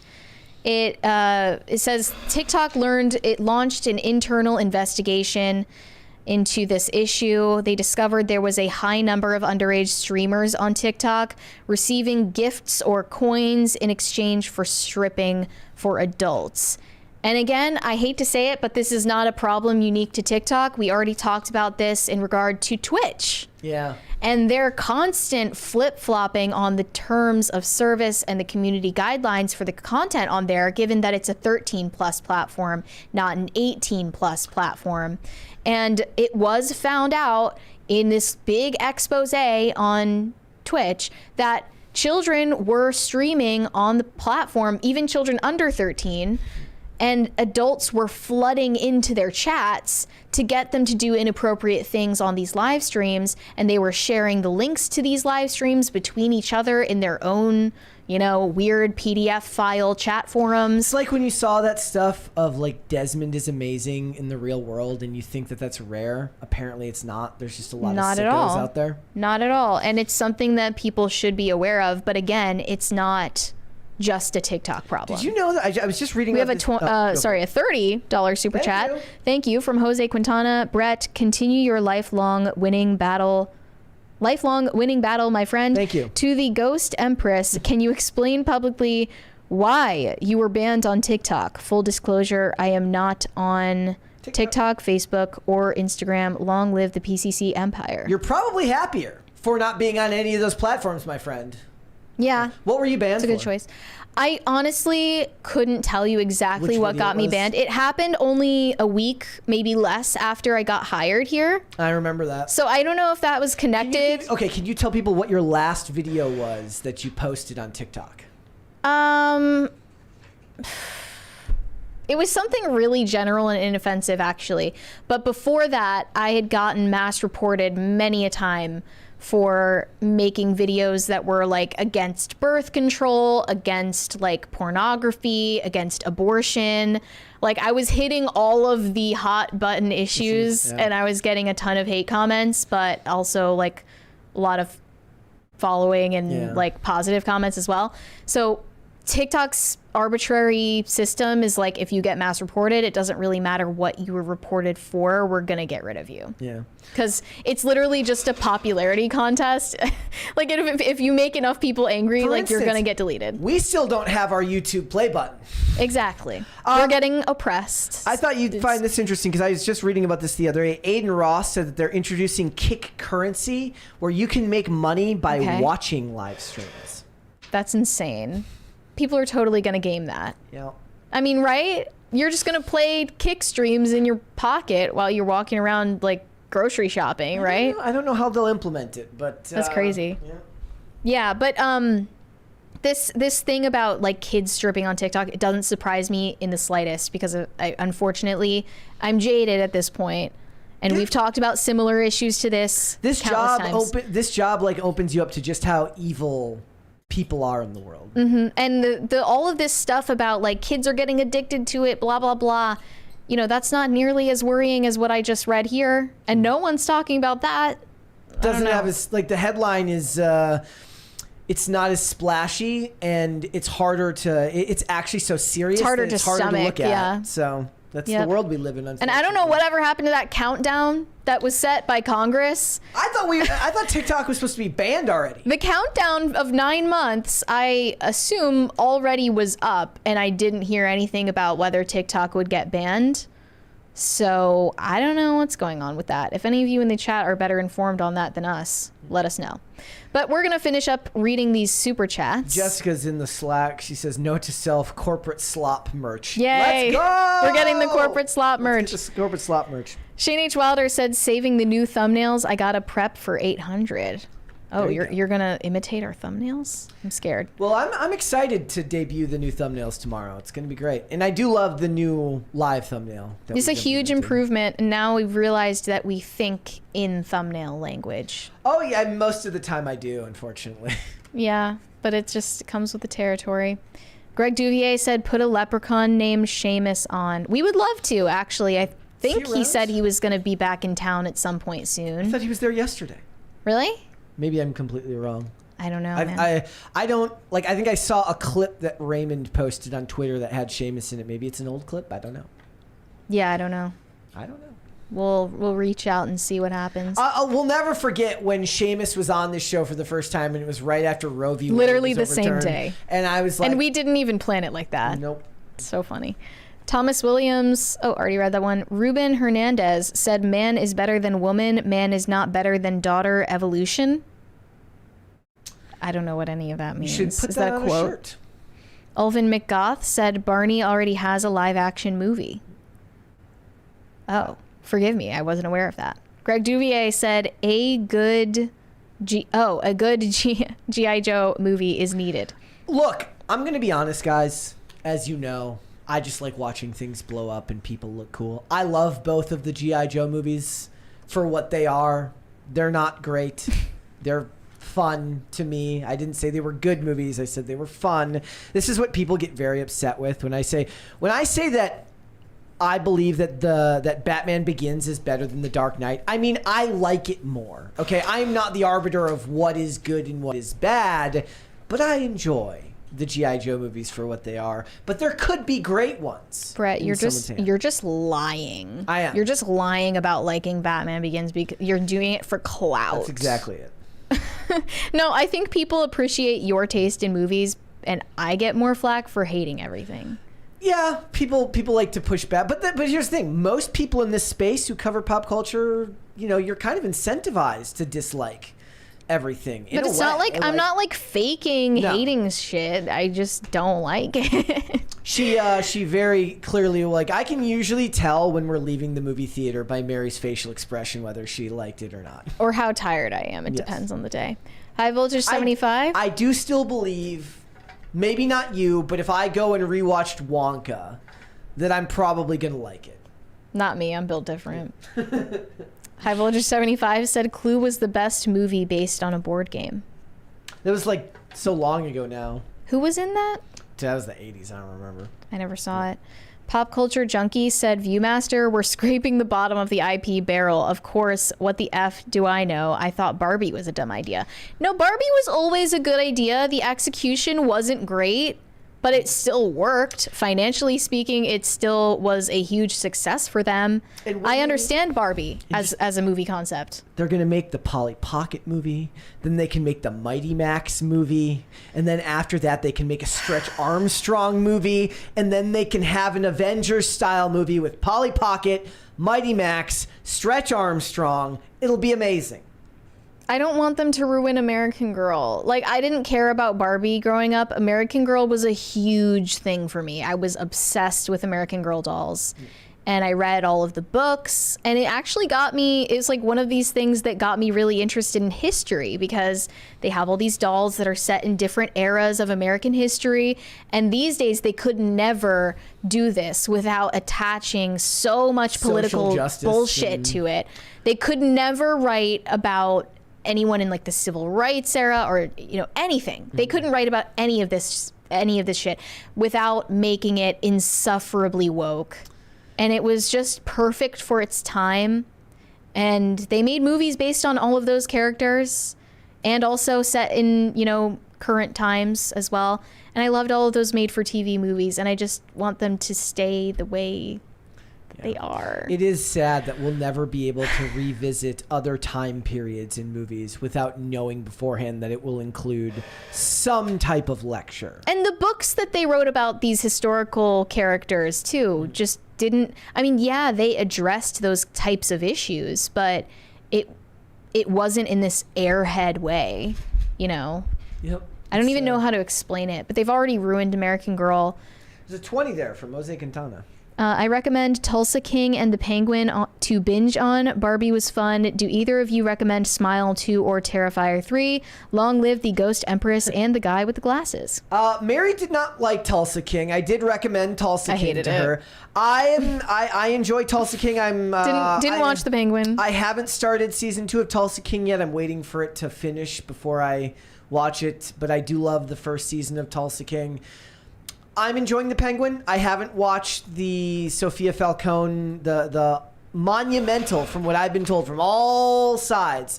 The episode 4, the one that's majority Sophia Falcone, is apparently just a masterpiece, and I'm gonna watch it either tonight or tomorrow. But you gave up on Agatha. I got through 3 episodes of Agatha, and that was all I could. That's all I could do. It was just too much for you. I just go back to Murder in a Small Town now. Yeah, comfort show. Yep.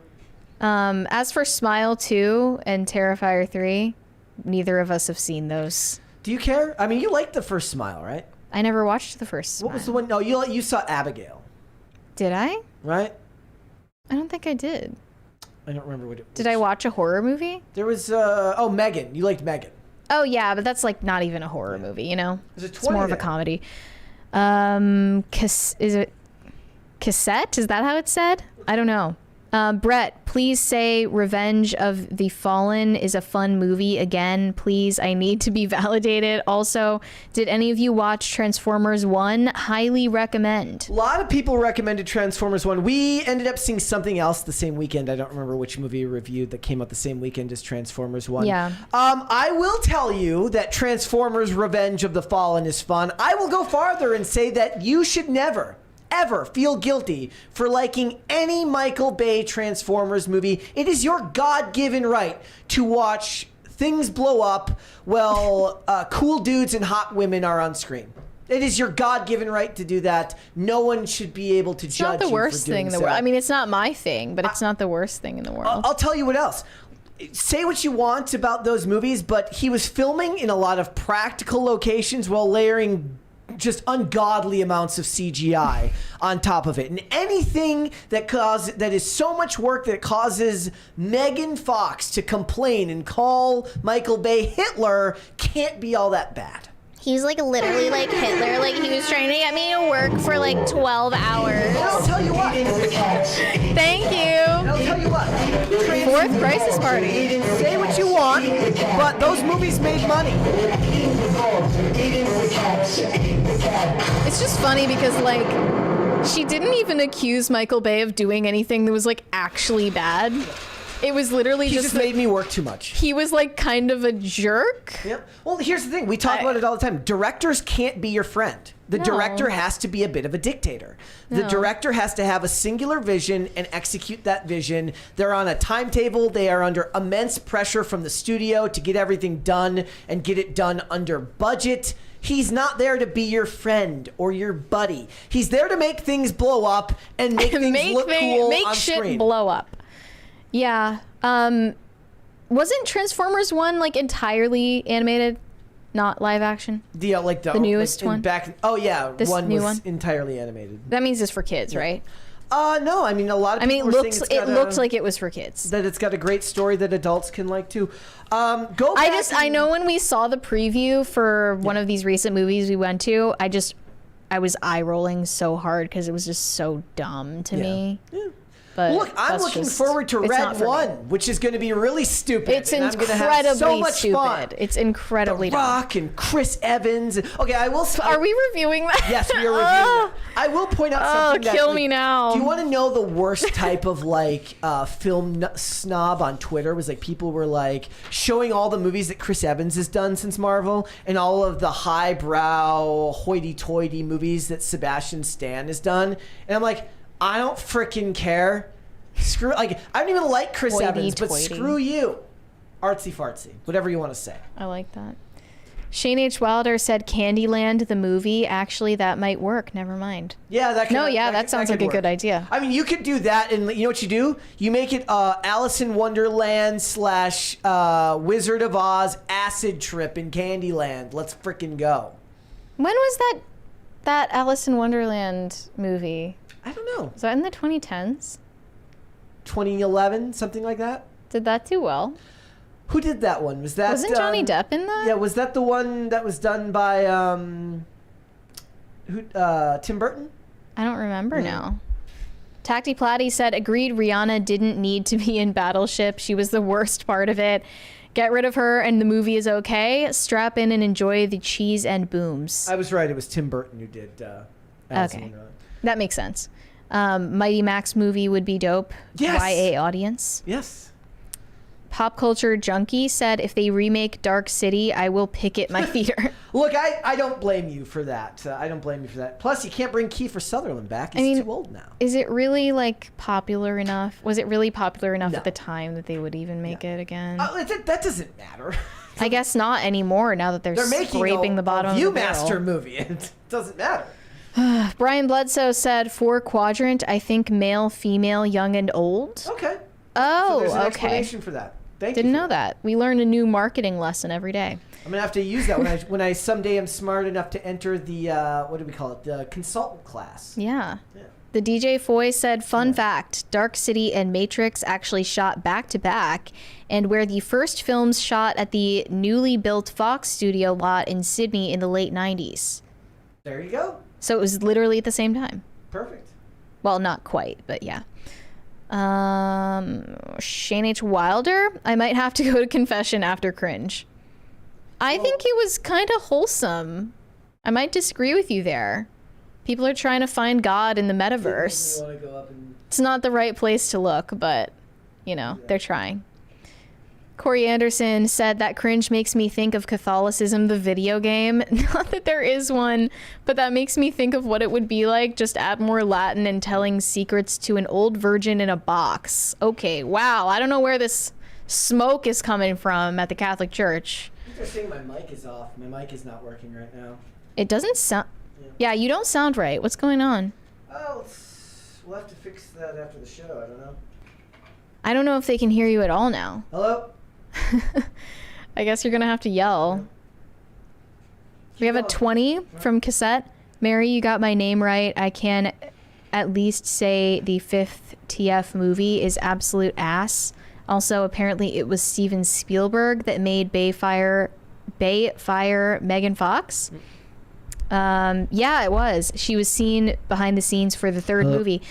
Yeah, it's working now. What happened? I just bumped the gain up. I don't know what the problem was, but okay. We'll have to address this. You sound fine now. Guys, it's really funny too because my hearing is so bad. I was like, when I was talking, I was like, I can't hear myself in there. Well, I couldn't tell because you're in the room with me, so obviously I can hear you. That good, guys? But yeah, sounds like everyone's giving you a thumbs up. Okay. Well, we'll make do with this today. I'll see if I can. I might have to replace the mic tonight. I think that it was like Spielberg was offended that Megan Fox invoked the name of Hitler to insult Bay. Also, guys, since we're talking about Steven Spielberg, I would like to just point out, as a complete aside that has nothing to do with anything, appreciate Jerry Bruckheimer more. Why? You just should. I rewatched Gone in 60 Seconds recently. My gosh, just so much fun. Okay, Potatoes for Seamus said Mary mewing over VR church service strange times. I don't think you know what mewing means. That's definitely not what mewing means, Brett. Potatoes for Seamus said legend has it if you say Mocha 3 times, Brett will appear. That is not true. Well, he's already here, so. I will say, okay, so I'll give an update. So we did slowly introduce Toast to the cats in like a room now. Doesn't sound like it's going well. And so Mocha's over here, Olivia's holding Toast, and Mocha's here, Toast is here, Chloe's over here, and everyone's just hissing at each other. Just so we're gonna have to take it slowly. What if it just stays like that? No, I mean, what do you do? My cat never reacted well when we got a new cat. She never warmed up to them. It never happened. Well, I mean, so Mocha and Chloe just ignore each other. I mean, they're Mocha, not like affectionate with each other. Mocha would be fine with Chloe if Mocha had a brain. Mocha's just kind of there. But Chloe, like if Mocha gets too close to Chloe, Chloe starts hissing. Wow. Okay. But Chloe's like that with all cats. So there's a possibility that once integrated into the environment, Mocha and Toast will get along, but it'll take time. Yeah, you can only hope. Sorenko Production said, how the F is cyberbullying real? Ha ha ha. Just walk away from the screen like close your eyes. Ha ha. Tyler, the Creator, December 31st, 2012. LOL. Yep. It's iconic because it's true. Yep. But we do have the poll relatively split today. We asked you if cyberbullying is real. Should we end it now? Yep. We've got 59% of you saying cyberbullying is real. So you disagree with Tyler, the Creator. Look, it's very easy to say just walk away, but and I kind of agree. You have to learn to just close the computer. Your eyes. At the very least, you have to learn to be able to walk away when you realize it's affecting you. But like for instance, Twitter just is removing the block button, right? Mm-hmm. Now, well, they're not removing it; they're changing what it means to block someone. People can still see your stuff now. But they could anyway, but technically, yes. It's the extra layer of protection, right? Yes. So it's like a lock doesn't actually prevent somebody from breaking into your house if they really, really just makes want it more to get difficult. in. And a lot of people are lazy and they want to bother you, but they don't want to go far enough that they have to go and make a sock account to do it. Right. People are really angry about that, including Tim. Tacty Platty said, Brett, we are VR. In regards to VR Troopers, it's the theme song. We are VR. Oh, okay. We are VR Troopers. Virtual reality. I can still that's the power of a jingle, right? What? I can't remember what I ate. We were just talking about the Liberty Mutual jingle too. I can't remember what I ate for lunch yesterday, but I could sing you the entire theme song to VR Troopers from 1997 without pause. Good for you. Shane H. Wilder said, I don't understand people losing it when a celeb dies. When my favorite author, William Peter Blatty, died, I just reread my favorite book of his. Crazy. Well, there's a proportional response, right? I think we got into a little bit of a debate about this on the show one time, didn't we? Well, yeah. Look, me and you are of a little bit of a different perspective here. Look, I tell you every day, I said, don't worship celebrities. They'll let you down anyways. But you know, when you invite these people into your home and they create art of some sort that has an effect on your life, it makes perfect sense that in some small way you will be affected when something happens. So the state of Minnesota was in collective mourning when Prince died. Prince was a huge part of Minnesota. I mean, music in general, but Minnesota especially. As far as music goes, you know, there's a great tie to Minnesota's identity through his music. People are affected by it. It's just weird to see this reaction to Liam Payne's death, but it feels totally different to the reaction that came from Lil Peep's death or XXXTentacion's death or Juice WRLD's death. Those are all rappers. Where they're part of a culture that seems to be inevitable for at least some of them that is going to happen. Whereas Liam Payne had this more clean-cut image. I mean, but as a pop star, at the same time, like plenty of like artists. Prince died from, you know, like the drugs. Drugs are a problem. These things happen with celebrities. Amy Winehouse. Amy Winehouse. Kurt Cobain. Well, Kurt Cobain was not that. But, not that, but yes, there's definitely there's something ties like that to at the play. drugs and the rest of it. Corey Anderson. I am not going to read that. I had to think about that for a second. I'm not going to read it. I wouldn't read that one. Okay, Bookstore Thor said the chosen one is told you are the Viewmaster. There you go. We'll have to watch that movie. I did like. It's not that deep. Yeah. It's a toy. It's a toy. What were you saying? I forgot already. Okay, never mind. Move on. Shane H. Wilder said, "My dad is the only person I know who could just quit habit. He woke up one morning and said, I don't care about drinking anymore. Same with smoking." I've heard people say that like one day they just lose the taste for it, and that's a great thing. If that's what happens, then just stop. Beautiful thing. Saves you a lot of money too. I definitely have to be in a certain mood and have to feel a certain way if I'm going to drink. Did you ever like you had like something on the show once, right? Like, did you drink on the show once? Yeah, there was a bunch of like mead for some reason. Tim like ordered a huge amount of mead to the castle back then, and I was like, Mary, I can't do my job if you're drinking on the show. That's what I said to him. That's when I started throwing shit for the first time, and then it was all downhill from there. No, I mean, yeah, I've done the show tipsy like once. I hit Mary with a Post-it note. I don't know if that's like public knowledge, but I'm okay with you knowing. It was so we're at that level of closeness we literally now. had this discussion once where I was talking to someone like, "Oh, have you ever done the show like drinking?" I'm like, "Well, no, I don't drink, but like." There is a certain the difference level between a show and a live stream. Well, like doing this while drinking would just be hell on earth. Like, no cameras. Oops. Whoops. Bing, can't do it. Bing, bing. Yep. Yeah, that would be. It would be bad. People who are listening, not watching right now, must They be have no really idea what they're confused.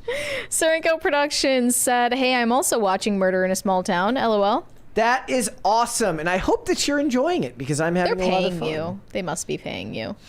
At this point, Zach Yandel Oh said, yeah, no, Serenco Productions, and like he's responded whenever I've posted reviews. He's got even more in-depth You're in it thoughts together. on it. It's just me. It's literally the ratings are just me and him. Yeah.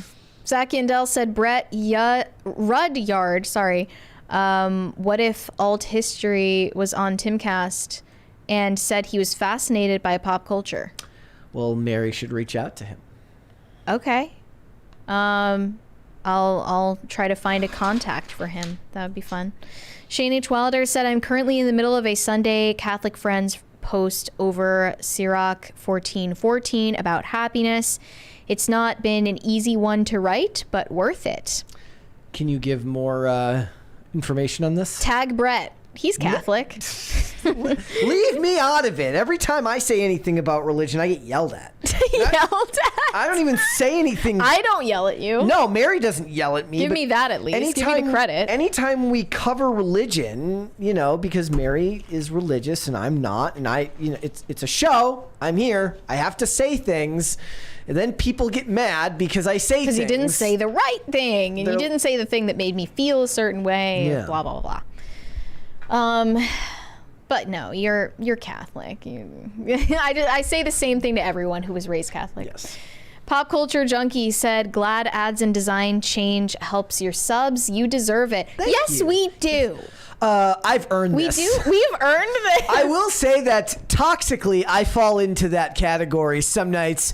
I'll let you guys in on a little secret. Some nights I get home and I have a soda, and I say, "It's okay, Brett. You earned it." You earned it. I drink a Mountain Dew or a Pepsi from the Soda Stream, because they have Mountain Dew or Pepsi branded Soda Stream flavors now, and I drink it and I say, "Brett, you worked hard today. You did your job." And then you go as like hard this. as You go like this. I go. You pat yourself. No, I take a sip and I go. And I go to my job, because my job is this, and I say, "You know what, man? You worked hard." I love that for you. It's the little things. It is. That keep you going. Okay. Corey Anderson said, Mary, if TikTok is only promoting smokin' hotties that nourish the eyes, why did you get banned? Hashtag dictator for life. Hashtag simp means simply great. Hashtag laughing emoji. Well, maybe it's that content and then physical appearance are in a battle, and your content was just a little bit too offensive. Yeah, it was reaching that threshold you can't cross. Yep. I suppose. I do miss it though. Just posting and then fucking off. I mean, I posted and then I just left the app. It was so fun to just post on Twitter though. Sure, but not as much. It's not the same thing when your face isn't attached to it. Like, you know what I mean? Yeah. And you don't get to be. You could post videos on Twitter. The problem with Twitter is that you can make a joke and there will always be so many people who take you at your word. Like, they just don't understand sarcasm at all. It's why I ghostwrite tweets for you sometime. I wouldn't be allowed to say the things and they would believe me. Do you want to tell the Law and Order joke or no? We're going to not tell it. We're going to not tell it then. Oh, guys, Mariska Hargitay is endorsing Kamala Harris, and I said, what? Law and Order Special Vaginas Unit? Which is not even that funny. I like Special Ed Unit better. No, I thought that was so funny. Yeah, it's, you know. And I was like, please tweet that. I can't do that. But, like, my Twitter is all, like, talking about movies and television and not politics. So. Okay, we've got some more. Where is this? No Diggity said, for Dane, wishing you the best. Visit if you can. Yeah. Yes, we wish Dane all the best in his journey forward. Corey Anderson said, Mary, you should play Stray on Gamermaids. I have played Stray already though, so it's kind of spoiled for me. Yeah, I'm not a gamer, but I did play that game because everyone said it was the most girl friendly, and it was. It was very cute. Zach Yandel said, this iPad syndrome, not just social media problem. Like the not sleeping, eating, or making eye contact part. Yeah, sounds like the iPad generation to me.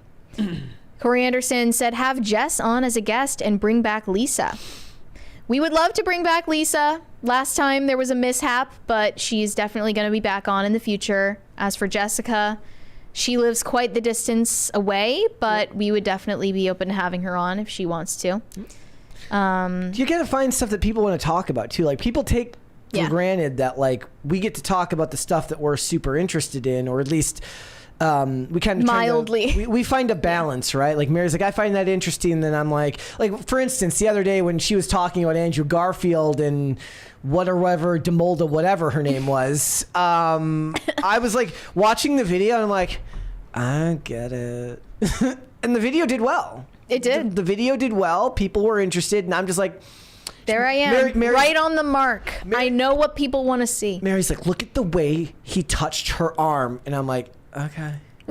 Like, he seems uninterested, and I'm like, he literally grabbed her hand for like 10 seconds. I'm like, okay, whatever. Watch that. Okay. That was like my person of interest moment. Yes, it was. Corey Anderson said, voicemails. I know I heard right this time. Voicemails, we are going to be listening to voicemails from Discord tomorrow. Yes. We actually don't have a guest on tomorrow. Just thought I would mention that. We have a special guest on Monday instead. Yes. Which is not normal for us. I am very excited for our Are we going to say, we're going to say who it is tomorrow. Yes, we'll announce it tomorrow. Yeah. I'm very excited for our special guest on Monday. Potatoes for Seamus said, put a Jessica on. Mary, do it. Brett, come on, Jessica. We'll let Jessica know you said that, but no guarantees. Corey Anderson said, pump your brakes, Mary. I love all children of Jesus, but confession is weird.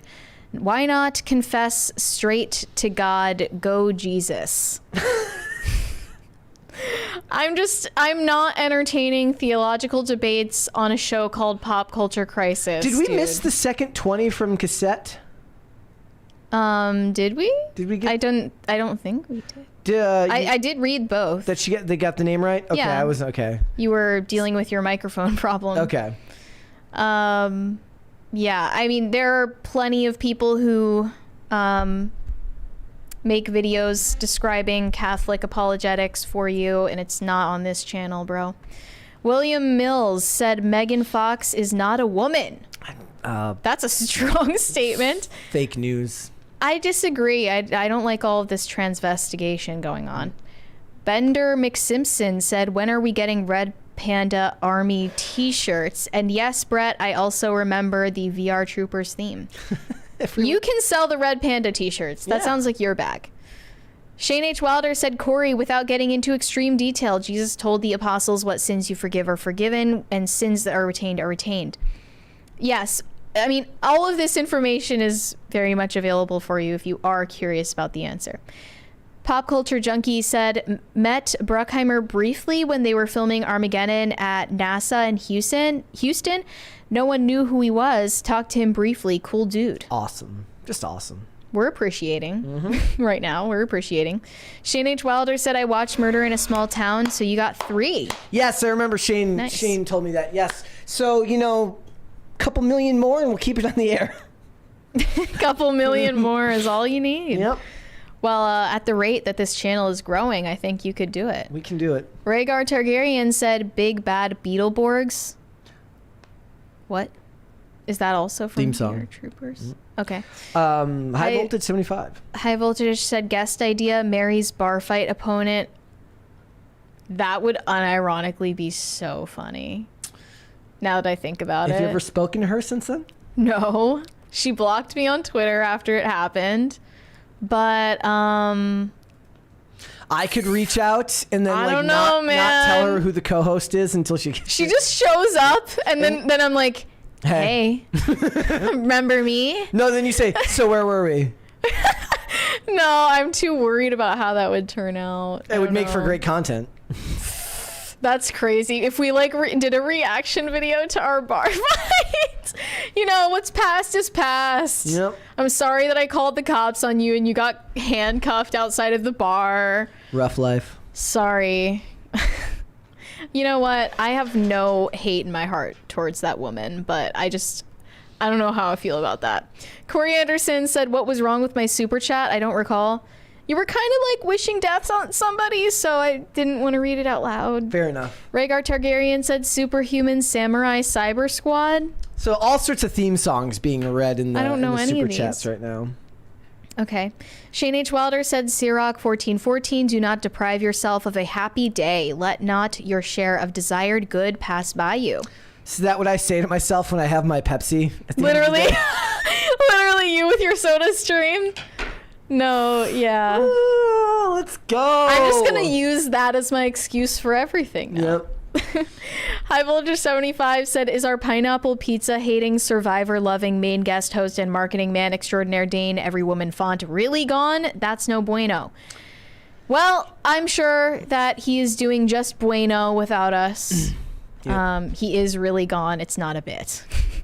The Rumbling said, just give the cats SH syndrome and put all 3 in the same box for a week and they will stop bickering. Is that how that works? Look, I was like... Exposure therapy? Stupidly, I was like, I figured you just dropped them into the same room together and let them figure it out for themselves, but apparently that's not what you do. What's the advice? Like, She just... Olivia's just had controlled. cats Olivia's had cats her whole life, so I trust her that she's doing this. She's going about this the right way. And Chloe and Mocha get along. They're just not friendly. They can be around each other.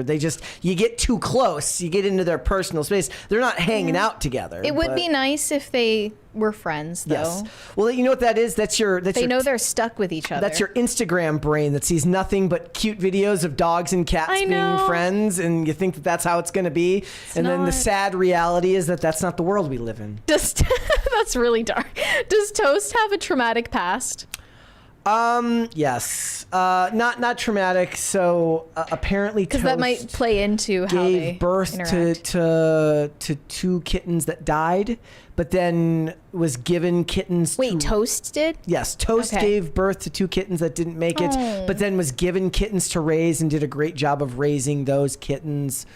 So, and obviously we did not adopt her as a baby, as a kitten. So, she's a year and a half old, so she's a little bit older than you would normally expect a cat to be adopted by, but we love her and she loves her new home. What about her babies? Does she get to see her babies again? The ones that died, or the ones No, that you she s- no, her the ones that she adopted. babies. Those were I'm assuming, again, I don't know the life history of this. I'm assuming those were then adopted. She nursed the adopted kittens. That's so cute. Toast is great. That's so wholesome. Greg Duvier said, "Put a critical drinker on." Well, what you should do does he do like in real life appearances? Like, I'm sure he could if he was in the U.S. Yeah, it's just- But what you guys should do is you should go to his channel and tell him that you want him on this channel. you have to put in the requests. Yep. The ball's in your court. We're very close to a fifth crisis party. Red Snow said, "Praise be to Space King." Indeed. I think we're all caught up. I think we're all caught up. Are we going to get to the fifth crisis party before the show is over? That is the question, ladies and gentlemen. Before we go, hit the like button on this video and subscribe to this channel if you have not subscribed here yet already. If you are new here, thank you so much for joining us today. We love that you're here and we want you to come back for more episodes. Mary, where can they find you as we drag out this outro to get the fifth crisis party? You can send me validation on Instagram at Mary Archived, or you can send me hate on X. That is also Mary Archived. And if you go find me on both of those platforms, you will see that I have linked my recent article in EV Magazine. It is free for everyone to read, and I think it would be edifying for you. Excellent use of edifying.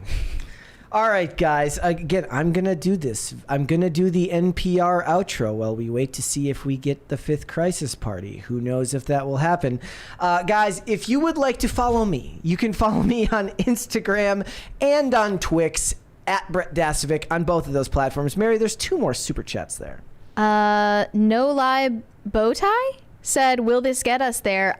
I think. Maybe. I don't know. No Lie Bowtie. I don't recognize your name, so welcome. Hi, new person. Shane H. Wilder said, "Brett, quit trying to make Mary cry with cat talk." She asked the That was question. so cute, though. I'm glad that you told us. Halls and the Kid said, "Hostage party. Come on, people." Yeah, this is what we call a hostage party if you're new here. It's where they keep us here late at work by super chatting and We're not literally allowing us to leave. Content slaves. Greg Duvier said, "Mary, no, I send you validation on X, no hate." Well, thank you. I appreciate that. Perfect. I think that's all of them. All right, guys. Again, if you would like to follow me, Instagram and Twix at Brett Dasovic on both of those platforms. This show is here 5 days a week, Monday through Friday, 3 p.m. Eastern Standard Time. That is noon Pacific. We are on Amazon Music, Apple Podcasts, Pandora, and Spotify. If you would prefer to listen rather than watch the show, you can actually go to, again, was it Spotify and Apple Podcasts? You can rate and review. On Spotify, you can rate our podcast 5 stars. And if you go on Apple Podcasts, you can give us a written review. Hopefully something interesting that we can read on the show at some point. That would be great. And we got another big super chat here from Whoa. Cassette.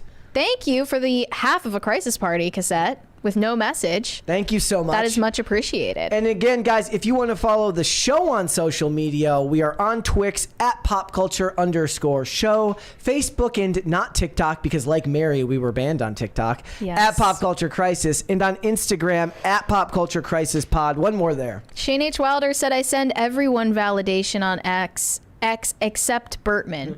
Yeah, you're just cyberbullying Bertman. All right. That's okay, though. With that being said, ladies and gentlemen, you should stay tuned for a post-credit crisis party. And with that being said, we will be back with another episode tomorrow. But stay tuned for the crisis party. Bye. Guys.